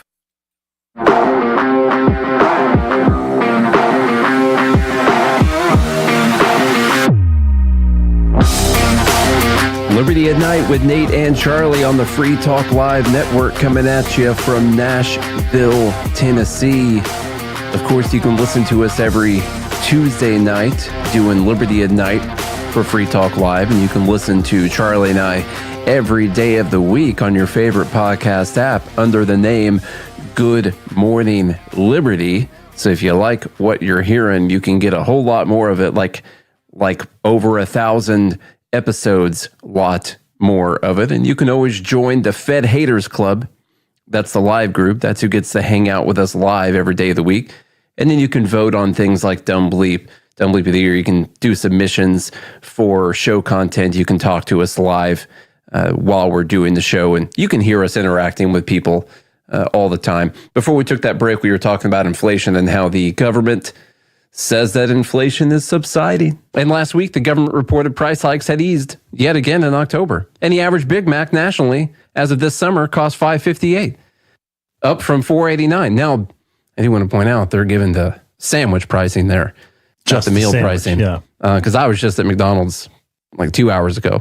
Okay, and it's like $7 now. I would have got it. Oh, it's more. It's like probably $9 for the meal. For the meal, yeah. Good and Lord. that guy had a meal. So they did pull a fast one here and just use the sandwich pricing. I did want to point that out. Although what happened to the sandwich price? It's still up. It's still up 70 cents since before Biden took office, according to an index maintained by The Economist. That's up more than 10%, but it's not $16. Yeah, $5.58 is not 16, and of course they're using the sandwich pricing, not the meal pricing, to make this point for you. But it's still up more than 10% since the dude took office 3 years ago. I know. The Big Mac index strikes again.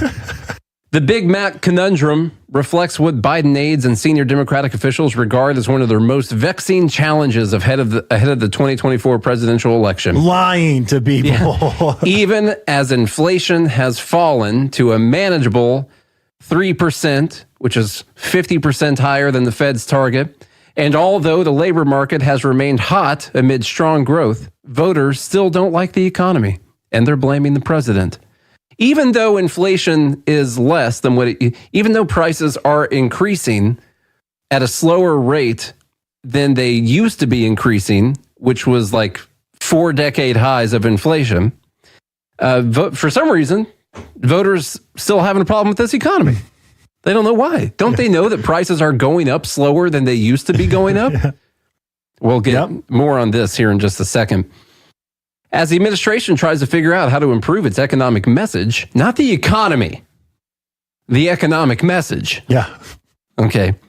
White House Chief of Staff, Jeff. What's funny is the message would follow if the economy was just better. You don't need to say anything about it. Honestly, they don't have to say anything. Yeah. They could just make the economy better. But they don't know how, because the only thing they know to do is to print money and give it out to people. And that's all they understand in the whole world.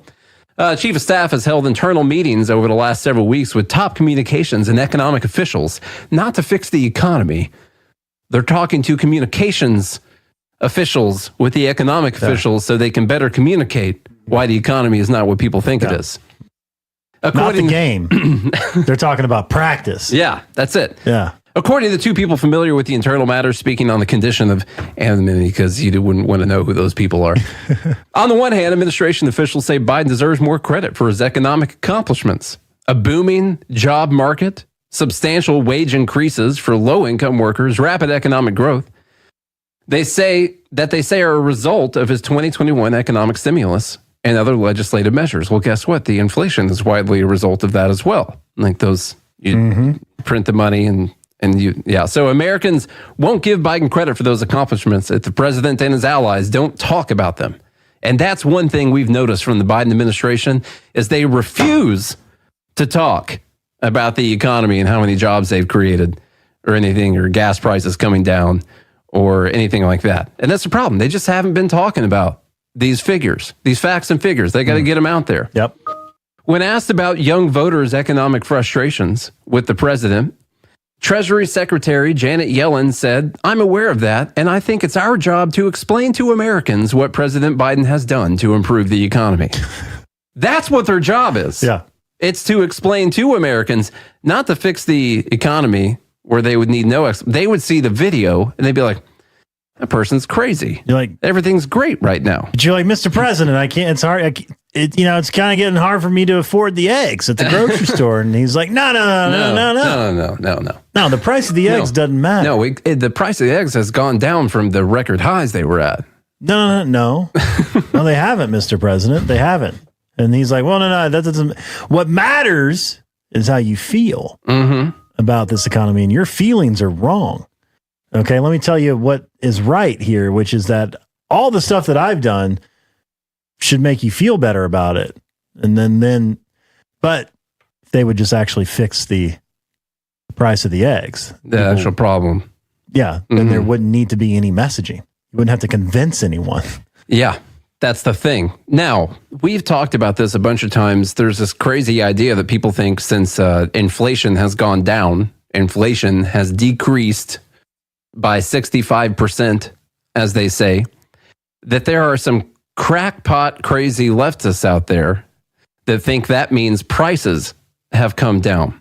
And we have gone to the outside edges and lengths of the internet to find these crazy people who suggest that since inflation is down, that means that prices are lower than they used to be. And we've made fun of people for saying that. But it was hardly ever Joe Biden who actually said that inflation was down, therefore prices would be down.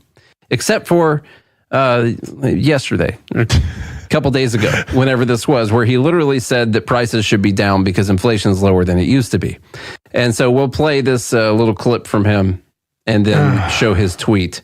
And this well, let's play it first, then we'll talk about it. Today, our supply chains are stronger than ever, with backlogs, bottlenecks, and shipping rates at a 25-year low. We've created 14 million new jobs, including 800,000 manufacturing jobs. And the unemployment rate has stayed below 4% for the longest stretch in over 50 years. And wages for working families have gone up while inflation has come down 65%. Giving families a little more money in their pockets and a little more breathing room this holiday season. But we know the prices are still too high for too many things. That times are still too tough for too many families. But we made progress, but we have more work to do. Let me be clear. To any corporation that's not brought their prices back down, even as inflation has come down, even as supply chains have been rebuilt, it's time to stop the price gouging and give the American consumer a break. Yeah. It's the greed, man. Corporate greed. It's corporate greed. I've got some interesting statistics for you. What you got? I don't know if you saw this or not, but of course there was Black Friday and Cyber Monday and Travel Tuesday that happened, the last couple days. Americans spent a record amount of money than they ever have. I think spending was up 8%. 7.5. 7.5%. Yep. Oh, you already have this in here? No, I don't have it in here. Oh, okay. I know. But do you know the most interesting stat of all? Did you know that the pay as you go, like Affirm, like the monthly payments for these things was up 42%?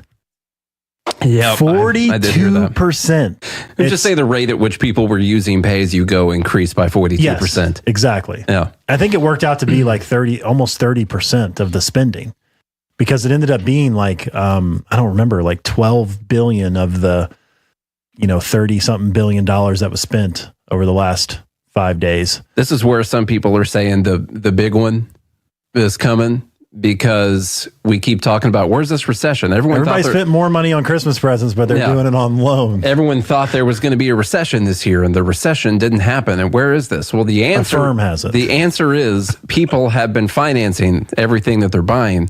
But if you look at the numbers on that, people are getting very close to maxing out all of the credit that they have. And when that happens, and then, not just they'll stop buying things. Okay, so that'll happen. Also, those payments that are going to have really high interest on them because of our interest rates, when those are coming due also, it could be bad.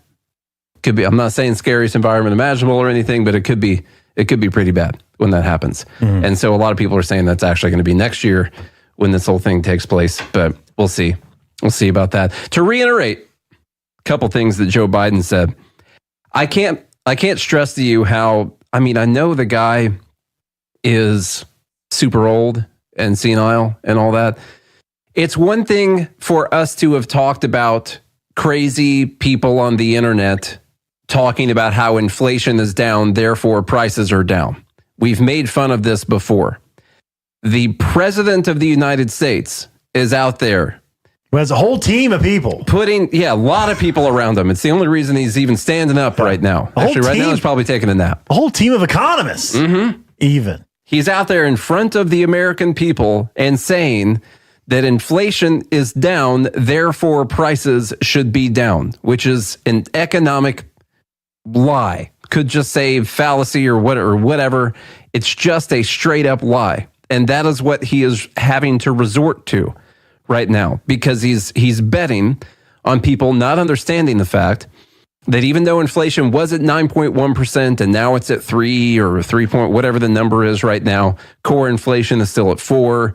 Even though it was at 9.1 and now it's at 4, they somehow will make the argument the price should be down. That still means prices are increasing. And he reiterated this point. Let me be clear. He says, let me be clear. So he's being very clear right now. To any corporation that hasn't brought their prices back down, even as inflation has come down, it's time to stop the price gouging. Give American consumers a break. This show is sponsored by BetterHelp. We're coming up towards the end of the year holiday season.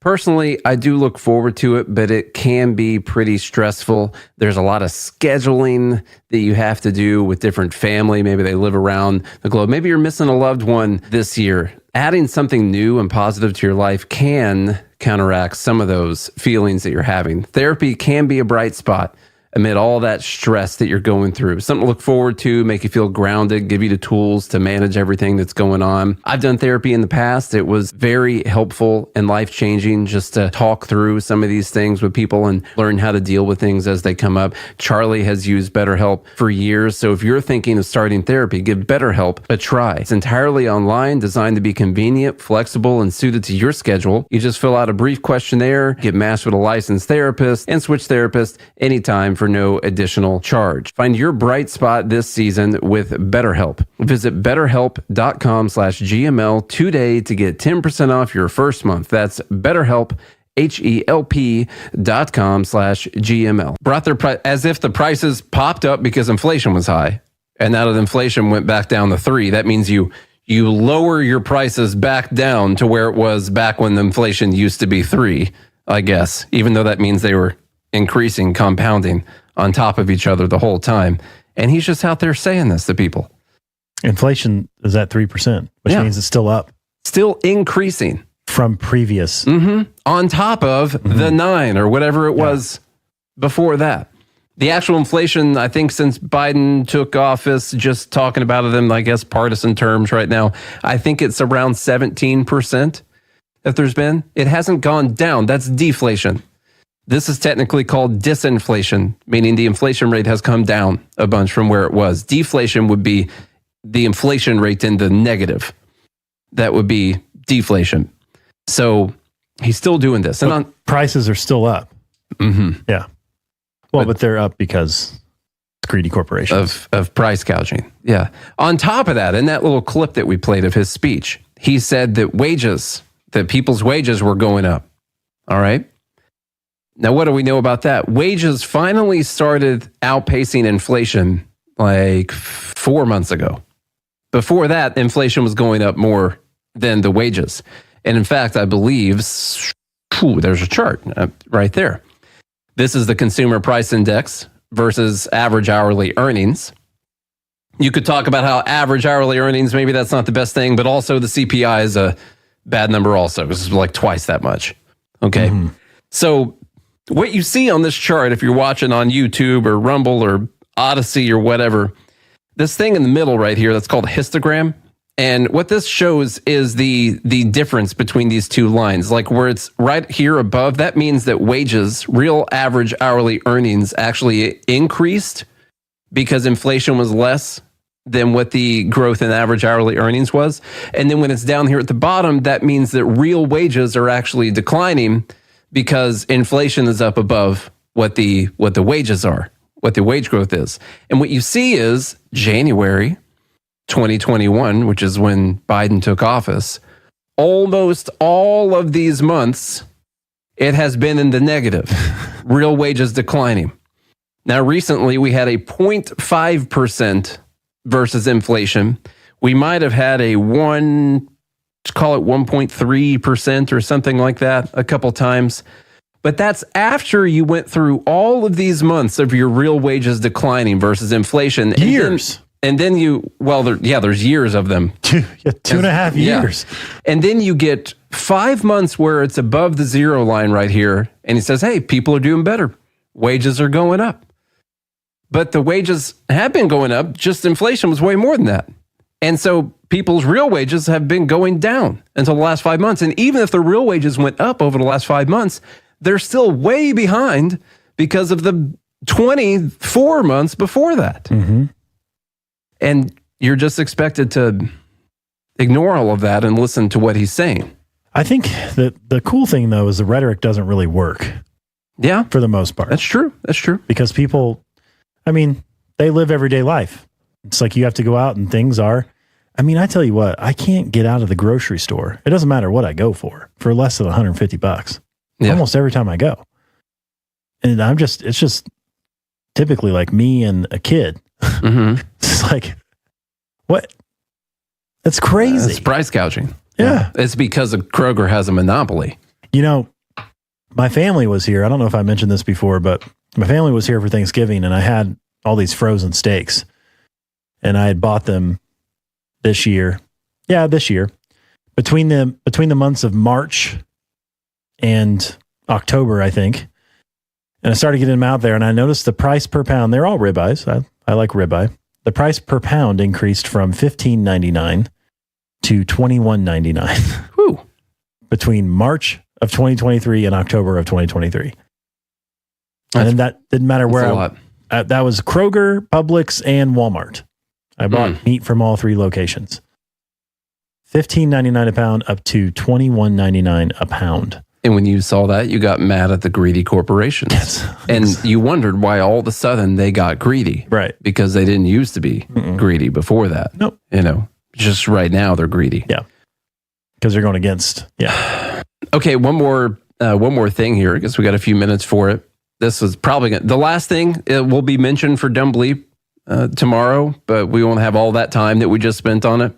This one's probably going to be in Dumb Bleep as well, but it goes along with the economic conversation that we just had. Because what have they been doing? What do they want to do for the economy? They want to print a bunch of money and then just use it on frivolous things, basically. The government spending money is like the most inefficient way that you can spend money. They're terrible at it. All right. So you get a terrible bang for your buck. You get a big bang for your buck when they spend money on bombs. Yeah. Okay. Do you like that right there? Exactly. Go ahead, Charlie. From one of the Krasenstein, Ed, this time. All right. He X is out, I guess. He tweets. Sending arms to Ukraine creates jobs in America, and it generates wealth for American workers in many rural towns across America. For example, this video below shows 155 millimeter shells. Those are big ones. Yeah. You don't have, there's no AR-15 that shoots 155 millimeters. And when you hit a deer with that, it actually resembles closer what Joy Behar thinks a deer looks like when you shoot it with an AR-15. Mm-hmm. They're being manufactured. The U.S. Shells being manufactured. The U.S. Yeah, Texas has received over $1.45 billion to produce these shells and other weapons for Ukraine. Pennsylvania has received over $2.3 billion. Arizona $2.19 billion, etc. While Republicans love to claim that the money is being laundered, the truth is the aid is benefiting U.S. workers quite a bit, and it is highly monitored and regulated. It is not a blank check like MTG and others want you to believe. Why do people trust the government so much? Like you think other people would launder money, and be evil about it. Like these. I think they wouldn't launder it though. But the governments wouldn't do it. Mm-mm. Yeah. So aside from the laundering part, this is called the broken window fallacy. And you think like Biden and his administration is good at not laundering money, true, or taking bribes or anything like that. I mean, have you seen the latest reports that there was a $5 million I haven't been following all that stuff. Something about $5 million to Hunter Biden that was flagged by a bank, but then nothing was done about it. I imagine that. Yeah. That's crazy. I'll be interested to see everything that comes out in the report. But aside from the laundering, they should have had a Randall Stevens. This is called a was that the guy's name? Yeah. He's the one. He's a guilty one, Your Honor. The man with the bank accounts. This is called the broken window fallacy. The idea, first off, when he says Texas has received, this is good for American workers, okay? Texas has received $1.45 billion to produce these. Pennsylvania has received over $2.3 billion. Arizona, $2.19 billion. Now they received this money. Where did they get the money? Stolen from you to begin with. It was taken from American workers and then given back to American workers. And what did they do with it? Did they produce things that increased the value of our economy, made things more efficient? They set it on fire. And this way they actually blow it up. But they take raw materials and then they destroy them. Mm-hmm. And then this is supposed, so they took your money. They kept some of it for themselves. They paid some people way too much money to make these things. And so giving it back to some of the workers. And then they took that product that was created in the economy and they set it on fire afterwards.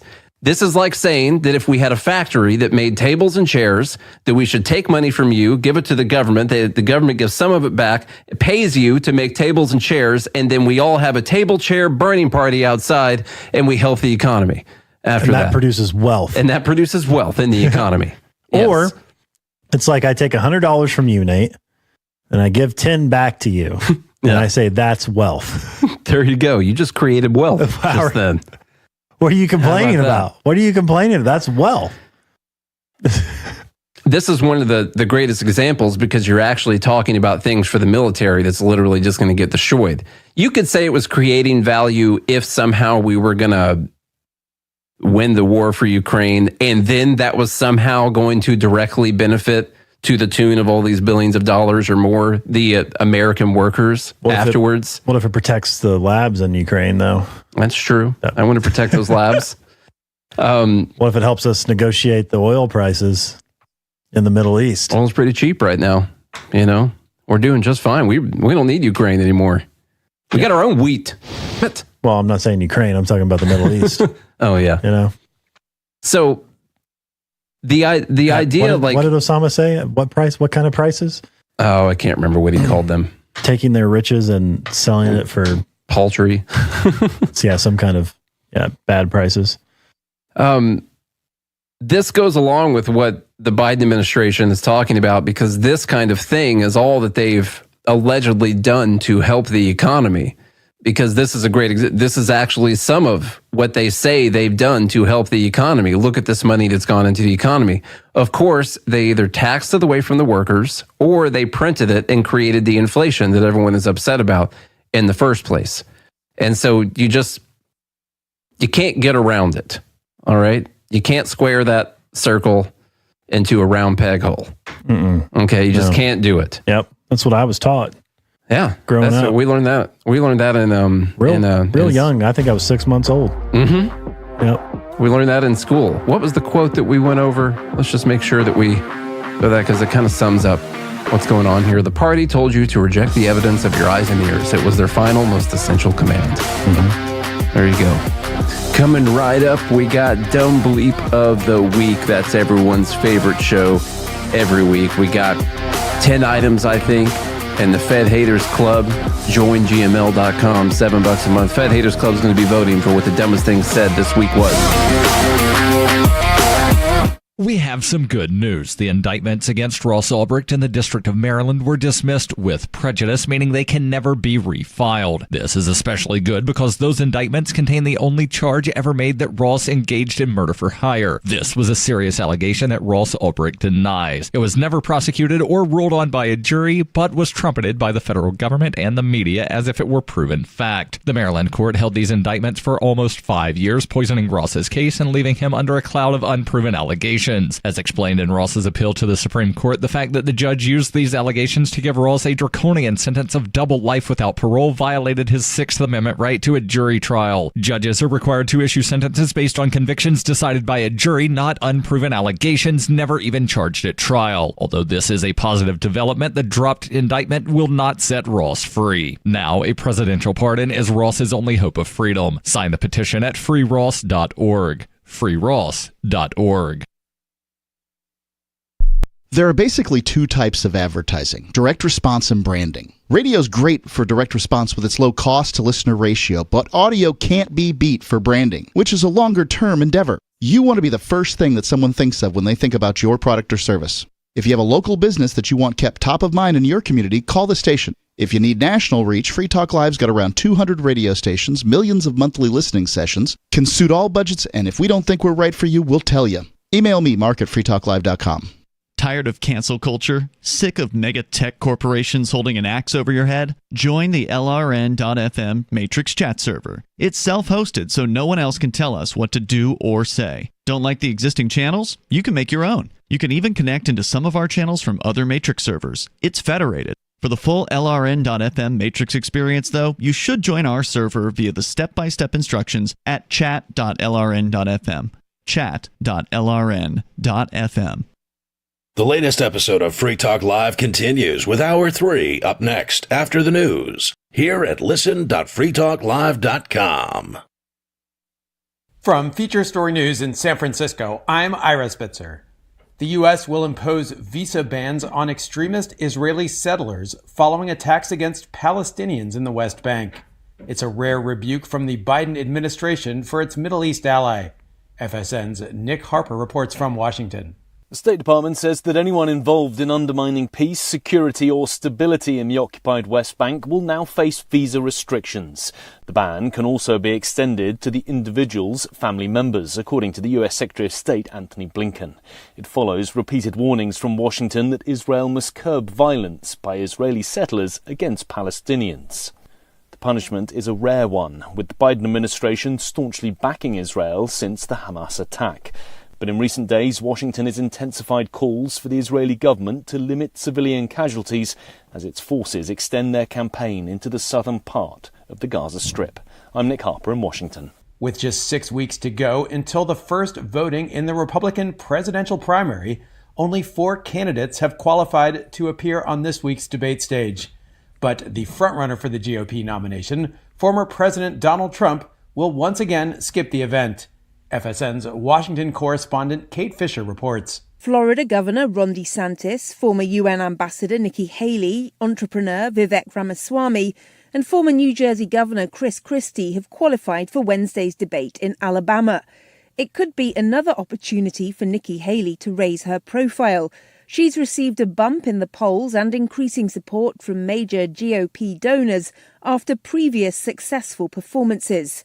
She and Ron DeSantis are in fierce competition to be seen as the top rival to Donald Trump. It's not yet clear whether there will be another Republican debate before the January 15th Iowa caucuses. Britain's Home Secretary James Cleverly has signed an international agreement with Rwanda guaranteeing the safety of asylum seekers.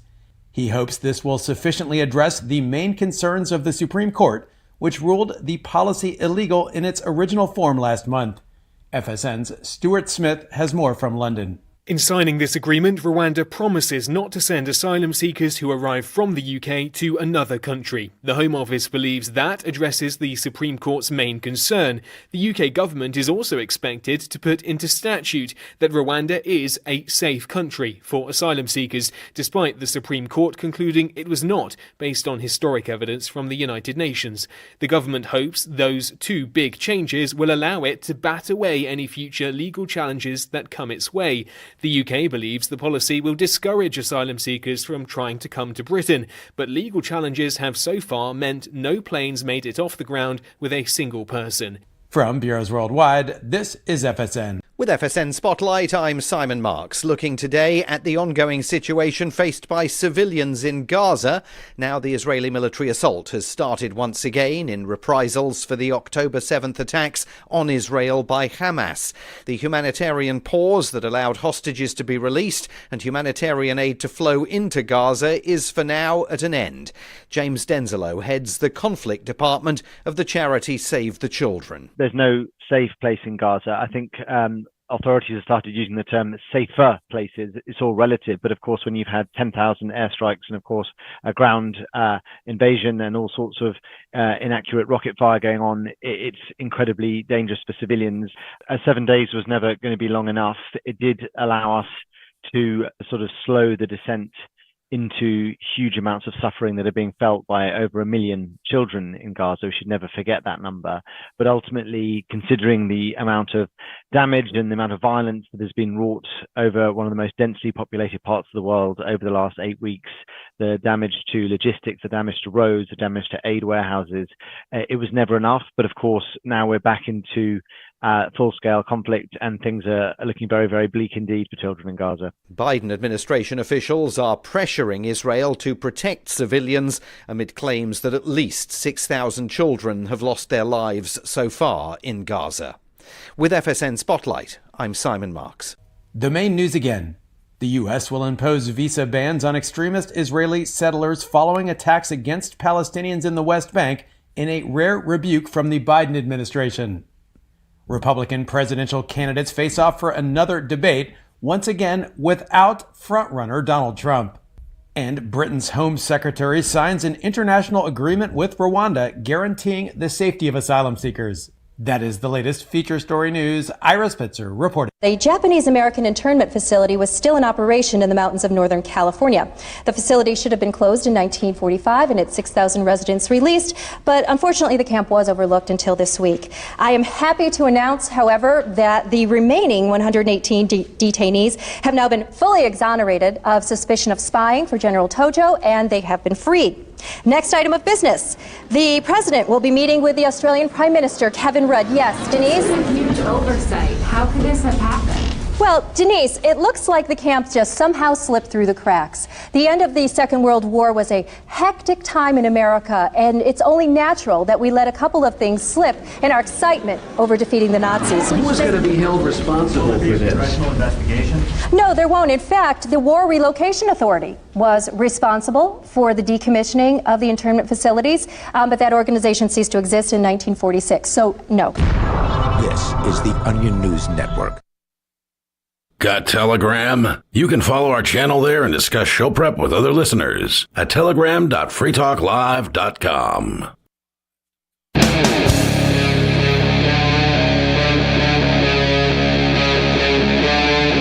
Free Talk Live. Liberty at Night with Nate and Charlie on the Free Talk Live network, and it's time to vote for Dumb Bleep of the Week. Most of the things, a good portion of them came from the live group today. The Fed Haters Club. The Fed Haters Club put in a lot of the submissions today. Specifically Costco. So, yeah, so I don't, just so everyone knows, so no one gets up in their feelings, all right? Here's what I do for the Fed Haters Club. I go through the Dumb Bleep channel where they submit everything, and I click on every link. And so I click on every single one, and it opens up in the Safari, and I have no clue who it is that submitted what in it. And then I narrow it down, supposedly, to 10 things. So just so you know, never playing favorites. I don't know who's winning most of the time or getting submissions in or not. I just open every single thing. I don't pay attention to who submitted what, and then I pick whoever submitted something that. And most of the time, it's not even that it has to be the best thing. It's the thing that I think we could talk about. Because sometimes I'm like, well, yeah, I get it, but like, what are we going to say about that? You know? Yeah, exactly. Well, if you want access to the Dumb Bleep submission channel, you got to go to joingmail.com or godhatesfads.com or goodmorningliberty.us. Just any of those things. Or find us on the socials. Mm-hmm. Like and subscribe to the podcast. Send in the birth of your firstborn. Send in your actual firstborn child. Actually, Yeah. that's the payment. We'll let you in To for Nate's life. house. Mm-hmm. No Yeah. No kids. Yep. No to kids at my Nate's house. They've been looking to adopt, I hear. A lot of kids and animals. We already adopted a dog. That's the sanctuary of the Thurstons. My poor wife has to take a stray cat to the vet today because it looks like it's got some kind of infection or something. Yeah. So she's going to trap a cat. It's manged. And it's not mange, I don't think. Oh. So anyway, wish her well. It's COVID. As far as that goes. Okay, let's get into the dumb. It's kitty COVID. Let's get into the dumb. Can tell we're the two of us together don't equal one full brain today. So here we go. We were up late last night watching football. It's Pinky in the brain. And then Charlie had a long drive home. Oh no, that was me. Here's dumb bleep number 1. I'm not even going to go to the article. This is a football related thing. We're just talking about football. We're wearing football clothing. I saw this. Police in Dallas have issued an arrest warrant for Buffalo Bills linebacker Von Miller for allegedly assaulting a pregnant person. That's not good. Pregnant person. You should not assault pregnant people. All right. Now, if it was in fact a pregnant man that he assaulted, I guess it's not that bad. All right. Yeah. Now, here's the thing.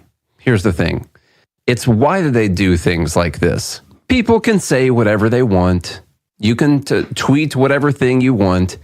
The problem is, why is it that they have switched over ABC, owned by Disney, by the way?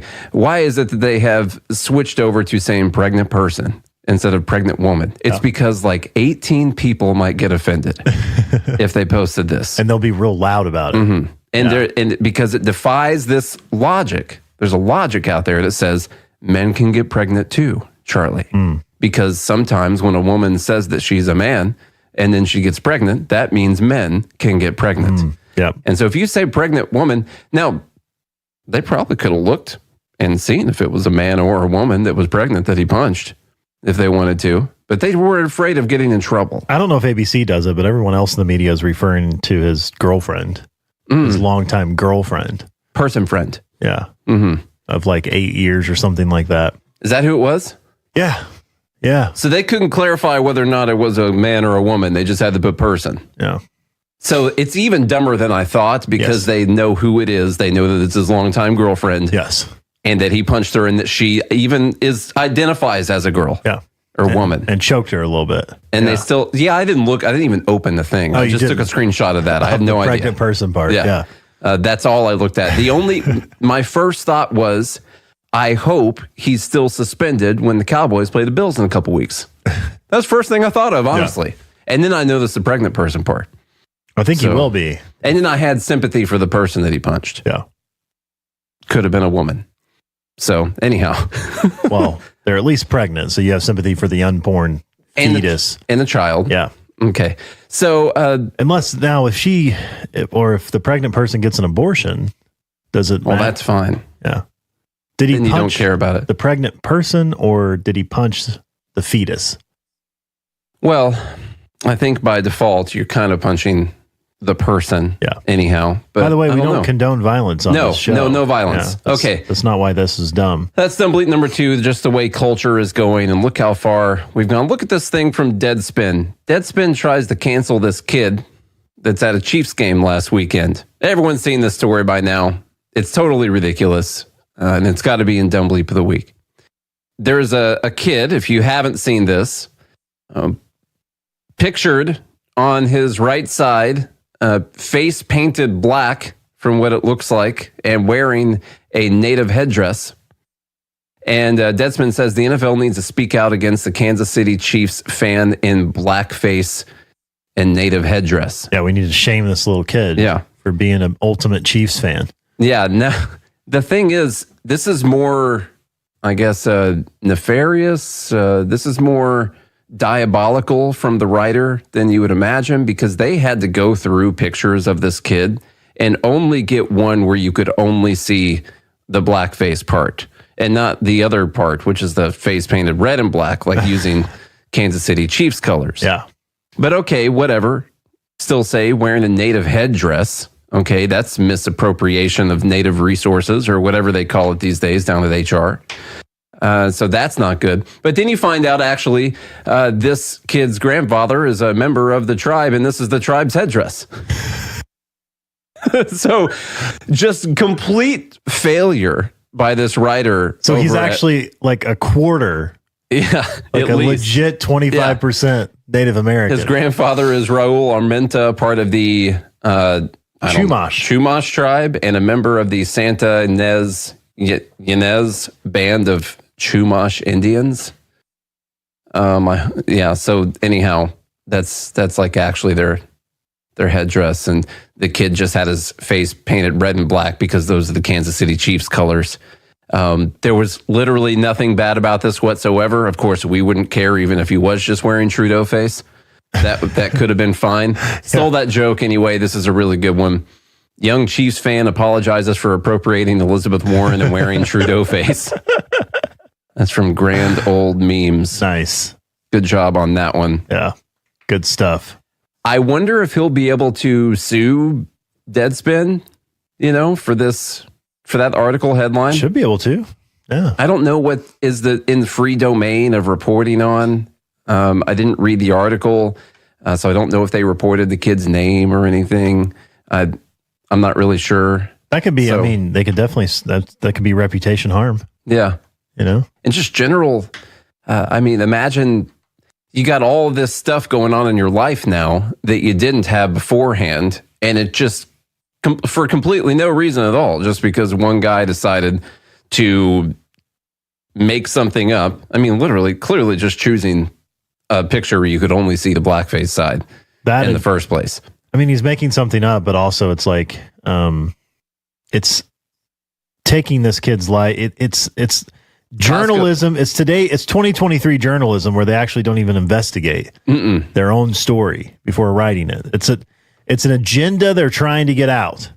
Yeah. And if he would have just done a little bit of digging, because it didn't seem like it was that hard. Well, he did some. This is a carefully chosen screenshot of this kid. Like, it's not as if this was the only picture of the kid the writer of the article could find. I know, but the fact that the internet found out that his grandfather was an actual chief. I don't know if he was a chief. He's a member. A member. Yeah. He wasn't. I don't know what you call the other people. Yeah. Tribesmen. Not chiefs. Yeah. Not chiefs. Okay, that was Dumb Believe number 2. Number 3, we talked about this on like Monday or something. I don't know if we could play the clip, but this Secretary of Education, Miguel Cardona. Oh, there it is right there. How about that? And it's got a community note now. That's nice of them. This is him quoting Ronald Reagan, kind of. We're going to set up follow-up calls with every governor we met with to make sure we're available. As I think it was President Reagan said, we're from the government. We're here to help. There are resources there. There's Yep. Checks out. That's your current Secretary of Education. Folks. Nailed it. Yep. Doesn't even realize the irony in his own statement. I wonder what he thinks now. What do you think that guy thought of when he woke up the next morning and saw? I think these guys are so used to just spinning things and living lies that he doesn't even care. Do you think he knows the real quote? I'm sure he does now. Okay. I don't know if he did beforehand. He vaguely remembered Ronald Reagan saying some of those words in that order. But of course, the real quote was, what was the 9 most dangerous words in the English scariest language or something? Yeah. Or I'm from the government, I'm here to help. Scariest words imaginable. It's a completely different context, saying that it's a bad thing when the government comes to help you. And that's not No, what that's you real, should want. Costco. It's absolutely real. And he says it in the opposite context, using Reagan's quote, saying that we're here to help you, and just like Ronald Reagan said, you know. That's awesome. Yeah. Great job, everyone. All right, that's number 3. Number 4. What do we got? End wokeness. Let's see here. Mayor Brandon Johnson blames the city migrant crisis on the far right, January 6th, and not accepting of the Civil War outcome. We got a video here. We'll check this out, see what he had to say. Brandon Johnson of Chicago. Oh, so he's following in the footsteps of Lightfoot? I guess so. What we've seen is a very raggedy form instituted by right-wing extremism. Everyone knows that the right-wing extremism in this country has targeted democratically ran cities. And quite frankly, they've been very intentional about going after democratically ran cities that are led by people of color. Everyone knows and this. Their whole motivation is to create disruption and chaos, because that's what this... So just so you know, he's talking about the migrant crisis, and he's saying that these right-wing extremists have targeted Democrat-run cities, and especially cities ran by people of color. Now, it just happens to be that like all the really big cities are ran by people of color anyway. Not all of them. They're all ran terribly. Ran terribly by people of color. People on the left, and some of them happen to be of color. It doesn't really matter the of color part. Some of the ironic part is that these cities have always advertised themselves as sanctuary cities. You know, if you're an immigrant or a migrant or whatever, if you're illegal, come here. We got you. We're not going to deport you. This is a place that you can live, and we're not going to enforce these laws. And it turns out they weren't. It was way more fun to say that when they didn't have free bus rides to the city. But now that there's been public transportation for those people to make it to the sanctuary cities, they don't quite like it anymore. But of course, they're only doing this to Democrat-run cities who are ran by people of color, probably because they're racist. But he's also overarching, he's blaming all the bad things that happen in these Democrat-run cities on the right. Mm-hmm. Yeah, he goes even further here with some of the... Even though they're the ones running it. Yeah. And they have been for decades. And these Democrat-run cities aren't exactly just overflowing with right-wing extremists either. If you were to poll how many extremists there are on different sides, I'm betting you that your typical right-wing extremist, I don't know, probably lives in like Oklahoma or something like that. Yeah. Sorry, Oklahoma. Yeah. You know, probably not in the rural part. Probably not in the metropolitan area of Chicago. Yeah. Is not the spot. Let's see what else he says. That particular party has been about, right? This is the same political party that did not want to accept that President Obama was actually an American. It's the same Republican right-wing extremism that stormed the Capitol. It's the same right-wing extremism that refuses to accept the results of the Civil War. It's raggedy. It's disrespectful. It's mean-spirited. It's an unclean spirit, quite frankly. And so I got you. They haven't accepted the results of the Civil War? I don't... Is he talking about the I mean, I guess there are some people... Talking about the trucks in the South that have like the rebel flag still? I guess. Maybe that. I don't know if there's anyone who's Remember those shirts when we were like in grade school? It said the South will rise again. Yeah. Used to be cool. I used to go to the Dixie Stampede in Gatlinburg, and they had the rebel flags, the Confederate flags, and then they had the tyrannical North flags. No. I don't know if there's any Civil War outcome deniers. Like anyone's like, oh no, South totally took that war. Yeah. Yeah. They got screwed over. When you look back and you look at the votes. Yeah, the North rewrote history. So anyhow, he looks at the terrible situation that they're in Chicago, people in New York, people in a lot of big cities. And of course, it's the right-wing extremist fault, and they're targeting people of color. That's why they're doing it. And by the way, if that wasn't enough, we need to link it to not only January 6th, but we also have to link it to the Civil War. And that is what we are up against right now, are these Civil War deniers out there in the world. All kinds of them. Okay, let's move on to, that was Dumb Bleep number 4, Mayor Brandon Johnson of I bet he thinks Guam could tip over too, huh? I'm not sure. Just like his friend Hank. Let's see. The United Nations is set to call on Americans to reduce meat consumption because of climate change. Jesus. Yep. You know what I wanted, right? I didn't have time to do it, was the button of Elon Musk saying, go yourself. Yeah. That's what we should have had right there. So anyway, go ahead, Chuck. A lead United Nations agency overseeing food and agriculture policy is expected to issue a roadmap in the coming weeks, which will call on the West, including America, to dramatically reduce its meat consumption The UN's Food and Agricultural Organization, FAO, will publish its so-called Global Food Systems Roadmap during the upcoming COP28 Climate Summit in Dubai that they'll all fly into, which will kick off on Thursday and extend nearly 2 weeks until mid-December. It's funny they're having this in the middle of a desert. You know, FAO's in first Dubai, like a super rich oil city. Yeah. FAO's first of its kind document will recommend nations that overconsume meat to limit their consumption as part of a broader effort to reduce greenhouse gas emissions. Quote, the failure of leading meat and dairy companies to reduce emissions underlines the urgent need for more policy focus on the food and agricultural sector, said Jeremy Coller, the chair and founder of the FAIR Initiative. They work with financial institutions to promote climate-friendly agricultural worldwide. Food system emissions deserve a place at the top of the table. I see what he did there. That was nice. Alongside energy and transport, as they represent an estimated third of greenhouse gas emissions.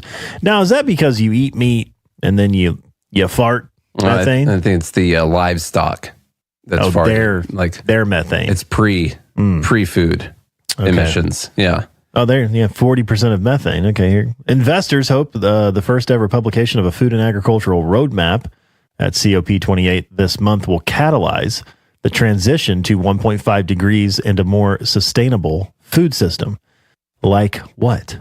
The issue is this is just like usual. It's an anti-human push, and I'll tell you why. It's a Malthusian push. This idea that we need less people on the planet. I'll tell you why. Because we read an article. It's got to have been 3 years ago now that they had discovered that people in Australia have discovered that if you added this specific algae, is it algae or seaweed, to cattle feed, that it would reduce their emissions by 99%, 98, 99%, something like that. Essentially reducing all of the emissions from the cattle. Now, is this UN, whatever roadmap that they're going to do, this FAO roadmap they're going to do, talking about at COP28, are they going to talk about how we should have a government program to grow whatever this seaweed or algae was that we saw in that study on goodnewsnetwork.org to add to all of the cattle feed out there? That way we don't have any more emissions from cattle anymore. And then all of that is taken care of. And we don't have to worry about it. No longer. No, we can just stop people from eating meat. No, they're going to stop people from eating meat. And they're going to spend billions of dollars. And how are they going to do that? They're going to make it harder for farmers to have livestock. They're going to make whatever rules and restrictions they can. They've already done it. A lot of countries in Europe have already been doing this. They're going to put rules and regulations that's going to make meat really expensive itself. Like even after it's been raised, they're going to make it more expensive, where only rich people can afford to have meat after that. Or you can be buying some of that black market meat, if you want to, from that guy who's got a couple cows hidden in his basement, down the road. You could do that if you want to. But then you're going to end up having a drug war situation, people passing meat, in their jackets. You walk by, dude's like, hey, man, you want ribeye? I got ribeye. I got like a T-bones in here if you want to do that. You need ground beef? I got ground beef. So anyhow, that's what we're looking at. That's the future of the world. It's anti-humanism is what it is, because they're not actually trying to solve the problem. There are ways to solve the problem. All right. Nope. They don't care about solving the problem. You could put the cattle in a building that's got some kind of filters on it, some carbon capture filters or something in the barns or whatever. That'd be kind of expensive, but no, let's just have less food. Could extract the methane and then use it for fuel. This truck runs on cow farts. All right. Any of this stuff, I want to wait and see when they actually issue the guidelines, and we'll talk a little bit more about what their actual guidelines are going to be. That was Dumb Bleep number 5. This is number 6, another one submitted. Let's see. The city of Seattle, they got some interesting city plans coming up for a playground for little kids that they want to put right next to a beach, which kids love the beach. Yeah, they do. That's fine. You've got the ocean out there. This one happens. If God were a city planner, he wouldn't put a playground right next to a sewer system. True. But what he would do, he put a playground right next to a nude beach. A nude beach, in Seattle. It's got to be a nude one. It can't be a normal beach. Well, nude beaches reduce climate Sure. Because if you wear clothes on a beach, obviously you're contributing to emissions. I want to listen to some of the news report. It's always funny to listen to these. First off, look at how tiny that video is. It's always funny to listen to some of the local news reports about this. And by the way, there's this weird emphasis. These people work hard for these anchor jobs. They do. Yeah. They do. There's this weird emphasis. I guess this is a really popular LGBTQIA 2SL plus beach. 2SL? Yeah, that's a two-spirit llama. 2A? That's what it is, yeah. A spirit llama? Isn't there another L? Did I get that wrong? Is 2SL a thing? Or are they just doing 2S these days? I don't know. See, I want to make sure we include everyone. Yeah. I don't want to leave anyone out. IA? What about the IA? I said the IA, LGBTQIA 2SL plus. I already got it. There we go. It's my new password for everything at home. Strong password. Let me tell you what. It passes all. Yeah. It passes it all. So there's this weird emphasis. I guess this is one of those beaches where a lot of the T's hang out. I didn't even know Seattle had nude beaches. I didn't either. And I've been there a couple times. I had no idea about it. What a missed opportunity. Are they out there like June, July, and that's it? Because I think it means pretty cold up there. It does get pretty chilly. Yeah. Huh. We'll finish up this dumb bleep and get through all the others and get to the voting here in just a few minutes on Liberty at Night on the Free Talk Live Network. When is the best time to buy wrapping paper? December 26. I'm Holland Cook with Inflation Hacks. Have you seen how much frozen turkeys are marked down the day after Thanksgiving? Beef and turkey are both rich in protein, vitamins, and minerals, but beef has twice the fats. So why gobble just one day each year? Those day after Thanksgiving doorbuster specials can be budget busters, but everything is on sale in January. And try Christmas shopping throughout the year when you spot something someone on your gift list would appreciate. And though I love the smell of a real Christmas tree, I bought a handsome $1,000 artificial tree for $400 in January. How are you coping? Post your inflation hacks at andyoucanquoteme.com. From Feature Story News in San Francisco, I'm Ira Spitzer. The U.S. will impose visa bans on extremist Israeli settlers following attacks against Palestinians in the West Bank. It's a rare rebuke from the Biden administration for its Middle East ally. FSN's Nick Harper reports from Washington. The State Department says that anyone involved in undermining peace, security or stability in the occupied West Bank will now face visa restrictions. The ban can also be extended to the individual's family members, according to the U.S. Secretary of State Antony Blinken. It follows repeated warnings from Washington that Israel must curb violence by Israeli settlers against Palestinians. The punishment is a rare one, with the Biden administration staunchly backing Israel since the Hamas attack. But in recent days, Washington has intensified calls for the Israeli government to limit civilian casualties as its forces extend their campaign into the southern part of the Gaza Strip. I'm Nick Harper in Washington. With just 6 weeks to go until the first voting in the Republican presidential primary, only 4 candidates have qualified to appear on this week's debate stage. But the frontrunner for the GOP nomination, former President Donald Trump, will once again skip the event. FSN's Washington correspondent Kate Fisher reports. Florida Governor Ron DeSantis, former UN Ambassador Nikki Haley, entrepreneur Vivek Ramaswamy, and former New Jersey Governor Chris Christie have qualified for Wednesday's debate in Alabama. It could be another opportunity for Nikki Haley to raise her profile. She's received a bump in the polls and increasing support from major GOP donors after previous successful performances. She and Ron DeSantis are in fierce competition to be seen as the top rival to Donald Trump. It's not yet clear whether there will be another Republican debate before the January 15th Iowa caucuses.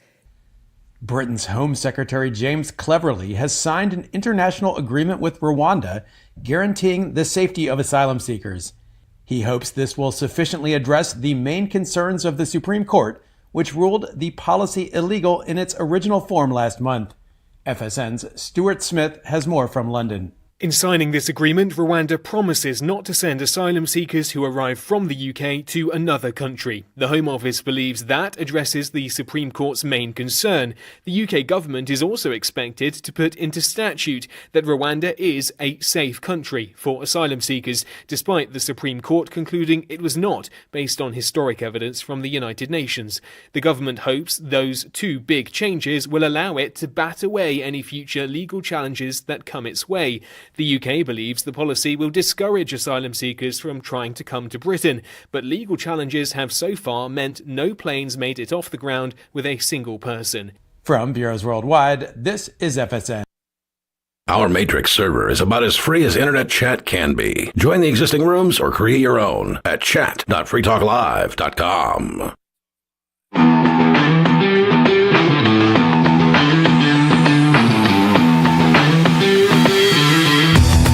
It's Dumb Bleep of the Week on Liberty at Night, and let's get back into this one and what's going on in Seattle. The city of Seattle wants to put a playground right next to a nude beach. That has many people, including members of the LGBTQ plus community, asking, what are they thinking? But the biggest concern is coming from the people who use Denny Blaine Park as a nude beach. They say they didn't even know about this project until last week when they saw this sign. Baffling to me, where it's like, oh, we need to place a new playground. Let's put it on the nude beach. I think almost anyone would just be like, why are you doing this? That's the question on a lot of minds right now. We saw the sign of like a play area. What for? You gotta be kidding me. Come on. Seattle Parks have marked this swath of land by Lake Washington, Denny Blaine Park, as the new site for a future play area. It was announced last week, despite pushback from District 3 councilperson herself. Okay, Charlie.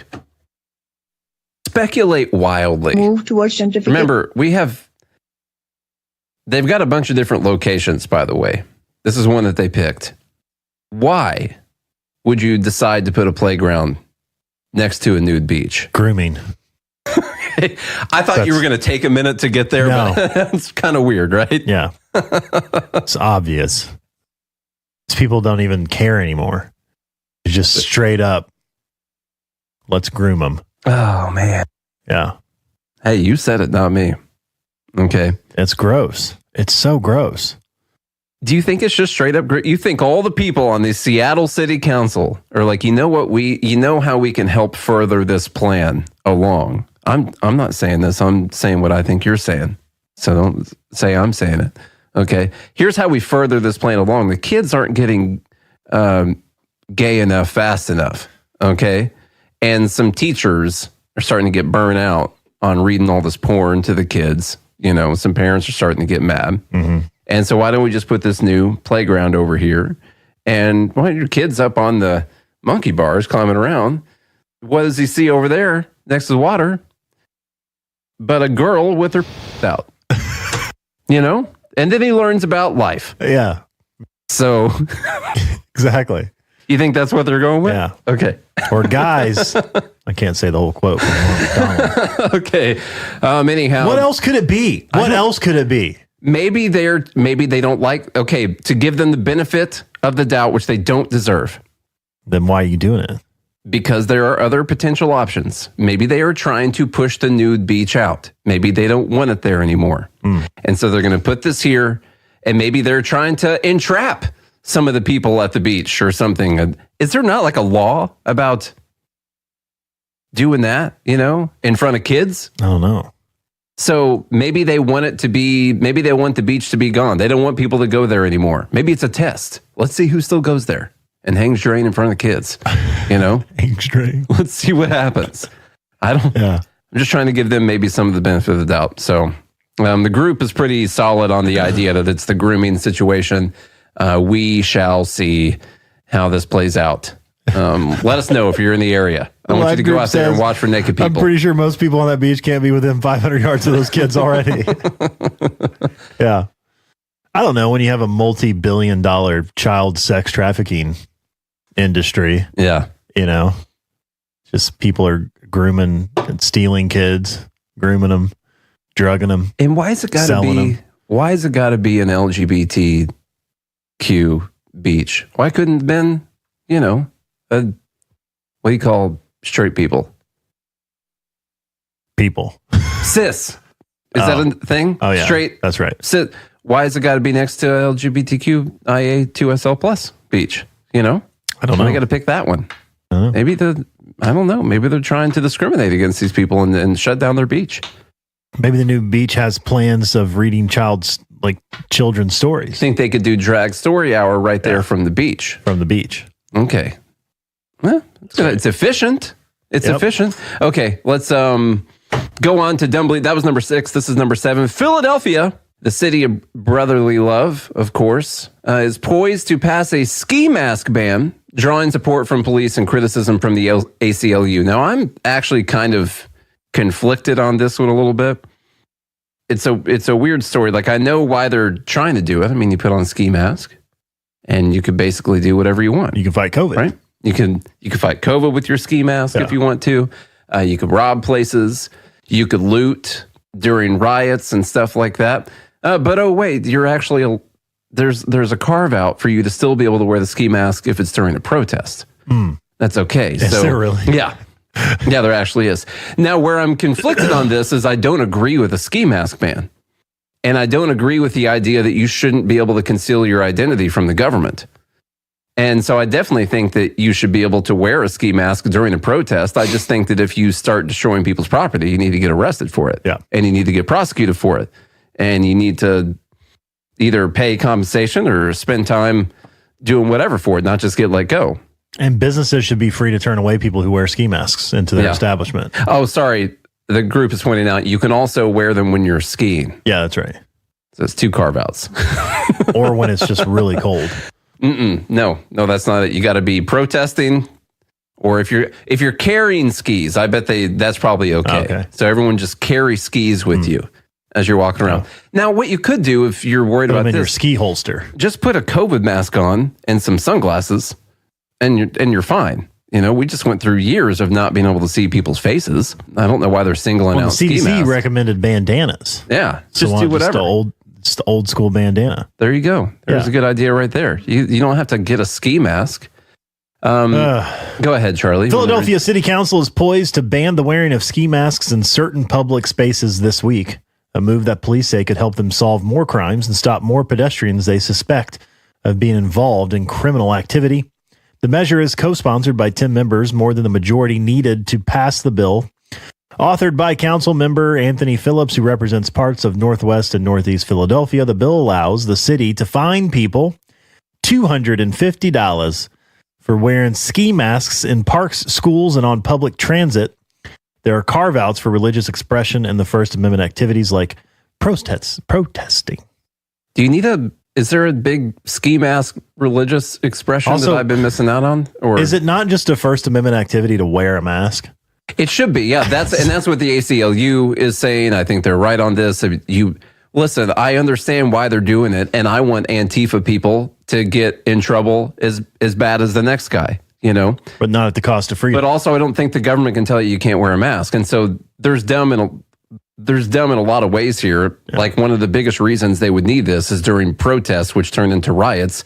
You need to be able to see people's faces, but all those crazy people have ski masks on. Now, the regular protests, yeah, you should be able to hide your face from the government so they can't find you and punish you later on for just protesting them. I'm sure there's a lot of dictatorships that don't allow people to wear ski masks either. You know? Show us your face. We want to see your face. You want to see my face? Anyway, this is, let's see. Are they going to do the stop and frisk thing? They said that having this law basically would allow them to stop people who they suspect of being involved in criminal activity.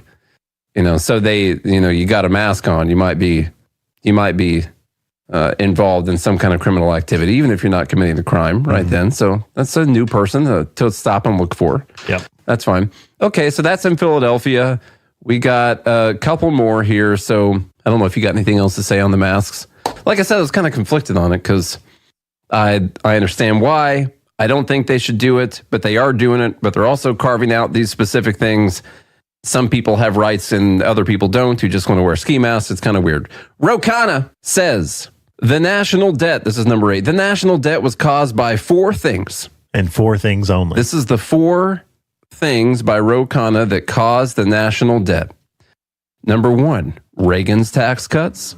Number 2, Bush's tax cuts. Number 3, Trump's tax cuts. And number 4, Bush's overseas wars. Not anyone else's overseas wars, but just Bush's overseas wars. And that's it. One of those is it does contribute to it. Yeah. He then goes on to say, we don't need a fiscal commission to study it. Everyone knows Johnson's fiscal commission will recommend cuts in Social Security and Medicare. Instead, we need to end the tax breaks for the ultra-rich and make a moonshot investment in American industry. We need to take the people's money and give it back to some of the people, and that's not going to cause any inflation or anything. Make a moonshot investment by setting the money on fire, basically. That's what they want to do. So I'm actually so tired of this narrative because the ultra rich pay the majority of the taxes. Literally. They do. They pay almost all of them. A lot of the taxes. Yes. Now they talk about some of the ultra rich who might not pay any taxes at all. A lot of times you look at like top 1%. That includes, not just billionaires, but yeah, of course, the people in the highest tax brackets, they pay almost all of the taxes, and the people in the bottom 50%, I think, what was the effective tax rate? Negative 2.2 or something like that. So, yeah, that's where most of the taxes come from. But the idea that the only reason we have a debt is because we didn't take enough money from the people, and that's it, was that we cut taxes for people. It's not the expenditures. And we make the analogy of, well, if you lose your job and you keep spending money and you go into debt, which is the, is that your fault? Is that your job's fault? Is it that you were spending too much money, or is it that you weren't making enough money? Well, you lost your job. Okay. What if you lost your job and then you kept increasing your spending every single day? Not just that you kept the same expenses you had beforehand. You can say, well, I thought I was going to have this income. It just got taken away. You can't blame me for going into a little bit of debt while I'm trying to find some new ways to make some money. And yeah, I'm going to cut back after a little bit, but it takes some time to roll back all this stuff, and sure. But instead what you did was you lost your job, and then you kept increasing your spending every single month, every single year, forever, and then blamed it on the fact that you lost your job. No, you blame it on the fact that you're the rich people on the other side of town. They did it. They did it. It's actually your boss who fired you. It's actually their fault. Yep. So no, the problem is that we spend too much money. We do way too many things that we shouldn't be doing, and we could easily not be going into further and further debt by just getting rid of the deficit. And yes, Social Security and Medicare do need to get cut. That has to happen. You can't just say, people need it. The federal government doesn't exist. These people that hate corporations, I don't understand, because the federal government is the largest corporation out there. What other corporation spends $6 trillion? None of them. No, not any of them.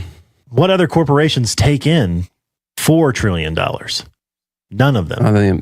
Apple, is it Apple or Microsoft? Microsoft getting close to $3 trillion now. Yeah. 3. But that's what Remember when they started crossing the trillion? But that's what they're worth. Not the amount of money they have or what they're taking in. Exactly. Yeah. The government literally takes in, federal government takes in over $4 trillion, and then they spend $6. Yeah. It's by far the largest corporation. But the reason that they have that gap is because they have cut taxes some in the past, even though they're taking in more money than they ever have. Yeah. It's just if we had higher taxes, they'd be taking that much more money. It still wouldn't be enough. It's not that the economy would adjust and actually you would still take in the same amount that they always, because it's always around 17% of the GDP, kind of regardless where the taxes are. Actually, right now, we're at the highest percentage of GDP getting taken out in taxes that we've been 4 times throughout history. We are under Trump's tax cuts. Yeah, after the tax cuts. We have had 4 years, I believe was the number, that we were taking over 19% in taxes. That's because Trump actually closed some loopholes. I hate calling them loopholes. They're not loopholes. They're not loopholes. You getting to keep your own stuff is not a loophole. Okay, number 9, we did this yesterday, so we'll just mention it real quick. Ed Krasenstein says sending arms to Ukraine creates jobs in America, and it generates wealth for American workers in many rural towns across America. God. Texas has received over $1 billion. Pennsylvania received over $2 billion. Arizona received over $2 billion. The USAID is benefiting U.S. workers quite a bit. But where does the money come from, Ed? It got taken from the U.S. workers in the first place. To begin with. Yeah. It was either taxed out of their paychecks or it was printed, which caused the inflation that's making it so difficult for people to make it right now. Mm-hmm. You don't just get to do that. And then on top of that, it'd be one thing if they were creating, you gave them that money and they created houses and everyone had the houses to go, or like cars, or something of value in the economy. I still wouldn't support that because they're taking it, spending it without your consent. But they could be creating something of value in the economy that people need. Instead, they're taking it and they're putting these pieces of metal together and then they blow it up afterwards and it's gone. Yep. It's like if Tesla's job was to make a car and then roll off the line, then they just set it on fire afterwards. And they're like, oh, look at that job we created. That was awesome. No, you want it to go to productive use also. Yeah. So the government sucks at spending money. I always think of Milton Friedman and the spoons analogy. Yeah, the jobs program. Yeah, if you want a jobs program, to have people dig ditches with spoons. There you go. Okay, and then number 10 is going to be two things from Joe Biden. Staying on economics here for a minute. The first one, and not one that we talked about yesterday. Charlie, go. From the POTUS account, President Biden, or maybe, I don't know if he actually tweeted this or not, a billionaire minimum tax of just 25%, just a quarter. Just a quarter. Yeah. Would raise $440 billion over the next 10 years. Imagine what we could do if we just made billionaires pay their taxes like everyone else. Jesus Christ. All right. So $44 billion a year. Yeah, that's it. They always use the 10-year number. And then people say that they would spend in a matter of 3 days. 3 days. A little less than 3 days. Yeah. At the that current money's rate. Gone. Mm-hmm. And it wouldn't even raise that much because as soon as they started taxing, I was looking at the billionaire minimum tax. That's something that also includes unrealized capital gains. As soon as you start trying to tax those, it's impossible to tax those because the wealth would disappear when they have to sell everything to pay their taxes on the fake money that they didn't make because they didn't actually take it in. Or they move their money somewhere else. Yeah. And so you wouldn't actually get the $440 billion over 10 years anyway. It would be half that or less than that. You would destroy the entire economy in the first place and everyone's retirement accounts while trying to do this because everyone would be trying to sell to pay this tax that the government would then take that money and then they would blow it up somewhere because that's what they do with money. But people in Arizona would have some jobs. Yeah, there you go. Their jobs just wouldn't keep pace with the inflation that they'd be dealing with. So, or the fact like billionaires aren't stupid people. Like they would just take their money and they would move it to a more favorable situation. Kind of like what Apple did when they moved their headquarters to Ireland to pay 15% tax instead of the 30% tax and corporate tax in America. Yep. They found the Irish loophole. I don't know if they're still doing that or not. They did. Okay. I don't know if they still are or not. No, they used to do that. So anyway, that's a terrible idea. And just imagine what we could do with all that money. Well, look at what we spend every year, by the way, on these different departments. They're talking about $44 billion a year. Just at the bottom of this list, I didn't put the rest of it on here. Housing and urban development, we spend $101 billion every year on that anyway. And we still talk about the same number of homeless people every single year, even though we spend $100 billion every single year. I haven't solved homelessness yet. With $100 billion. But Elon could solve homelessness or whatever it is, hunger, I don't know, whichever one it was, with $6 billion. The U.S. government spends $101 billion. So that's awesome. Let me make sure. Yeah, that's in billions. Making sure. $118 billion on the Social Security Administration. That's on the on-budget part. The other part is $1.4 trillion for Social Security. The $44 billion that they're talking about would last, I think, 2 days and maybe 20 hours into the third day, and then it would be gone. And all that wealth would be destroyed. And not just their wealth, the wealth of all the people who have their retirement accounts as well. So, and all the people who work there who take stock options as part of their benefit package. So, no, terrible idea, y'all. And then the last one here, number 10, still on Joe Biden. I just wanted to talk about it because it did get a great community note. And we talked about this yesterday. He says, let me be clear to any corporation that hasn't brought their prices back down, even as inflation has come down. It's time to stop the price gouging. Give American consumers a break. From the president of the United States Twitter account, X account. Well, actually, that's from his personal Joe Biden account. That's true. It's not from he's POTUS. Still the president. Yeah. Now, clearly, he didn't write this. Someone who works in the office wrote this. That we know of. I mean, he could have. Oh, that's true. It's possible. That's true. It's really... He did start out by saying, let me be clear. He says that a lot. Mm-hmm. Yeah. I don't know why it's shocking or why it bothers me more than normal, but like I said, we had talked about people saying this, that since inflation was down, that should mean prices are back down, and we've been making fun of people. And now the actual president's account, the actual president, well, he had a speech of him saying this should come down.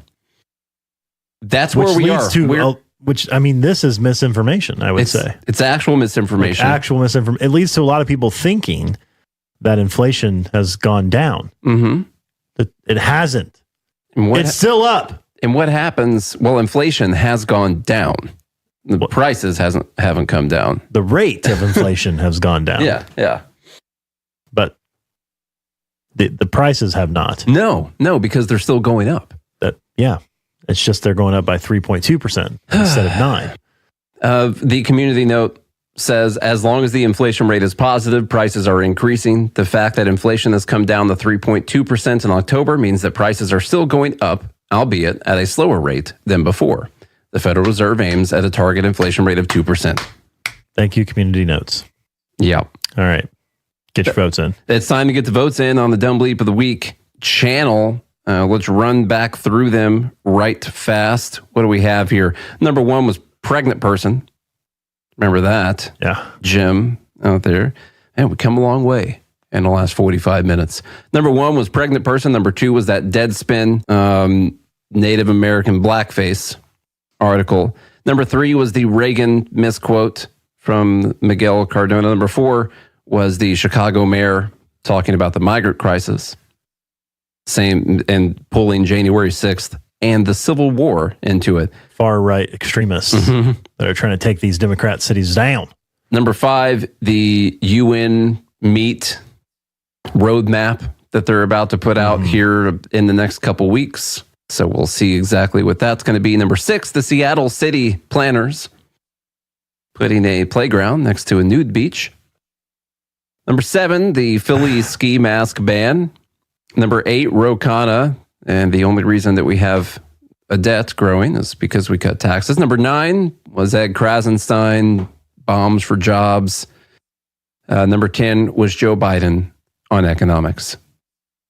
Get your votes in. Get your votes in. What do you want to tell people to not do, Charlie? Yeah, while the group is voting, I'm going to tell you to go sign up to be a voter. You know, we do have a poll tax. We do. Here at goodmorningliberty.us because we believe in putting your money where your mouth is. So if you want to vote, then you got to sign up. Join gmail.com or don't. We don't care if your vote counts or not. We only care about the people in here that are voting. Y'all get your votes in while he's talking. Go do it. Those are good people. Dumb Bleep of the Week voting channel. We have real libertarians. We do. In this group. Yeah, their names are in yellow. Yes. And all the other people are not real libertarians yet, but they're working their way. I believe in them. I believe they can get there. So if you want to be a real libertarian, there's a place for you. We have a home. That's joingmail.com. It's called the Fed Haters Club. Or you could be homeless if you want to. I don't care. Leave us a rating and review on Apple Podcasts and Spotify, or not. Share the show with a friend, or don't. And I won't be here for a while, so happy holidays. You're gone for how many days? As long as I possibly can be gone. All right. I'm not quitting the show, though. No. I'm not a quitter. Yeah. I'll do one show a year. You're going to show up. I feel like you're going to show up and I'll be like, hey, Charlie, nice you stop by for a visit. Exactly. Like in your house, I'm going to have a portrait. I'll just have a duffel bag full of cash. All right, we got a clear winner here, and that's the great thing about Dumb Bleep of the Week. It's not always the one you think it's going to be. I voted for it. Did you? Yeah. I wouldn't have. It's by far the dumbest thing. It is really dumb. Yeah. It's for sure dumb. This guy is legit Secretary of Education and can't even quote. It's an extra kicker Yeah. on top, being the Secretary of He Education. can't even properly quote. And the irony in the situation, using a quote to be like, we're the good guys. That would meant the opposite That of meant what he the was using it for. All right, y'all, that's going to do it for Dumb Bleep of the Week and for us over here at Liberty at Night for this week. We'll be right back next Tuesday. Just want to let you know that we've started voting on Dumb Bleep of the Year. The winner gets a trophy. That's whoever it is. They get a trophy, and the person who submitted it gets a trophy. So go to joingml.com. We'll see you next week on Liberty at Night.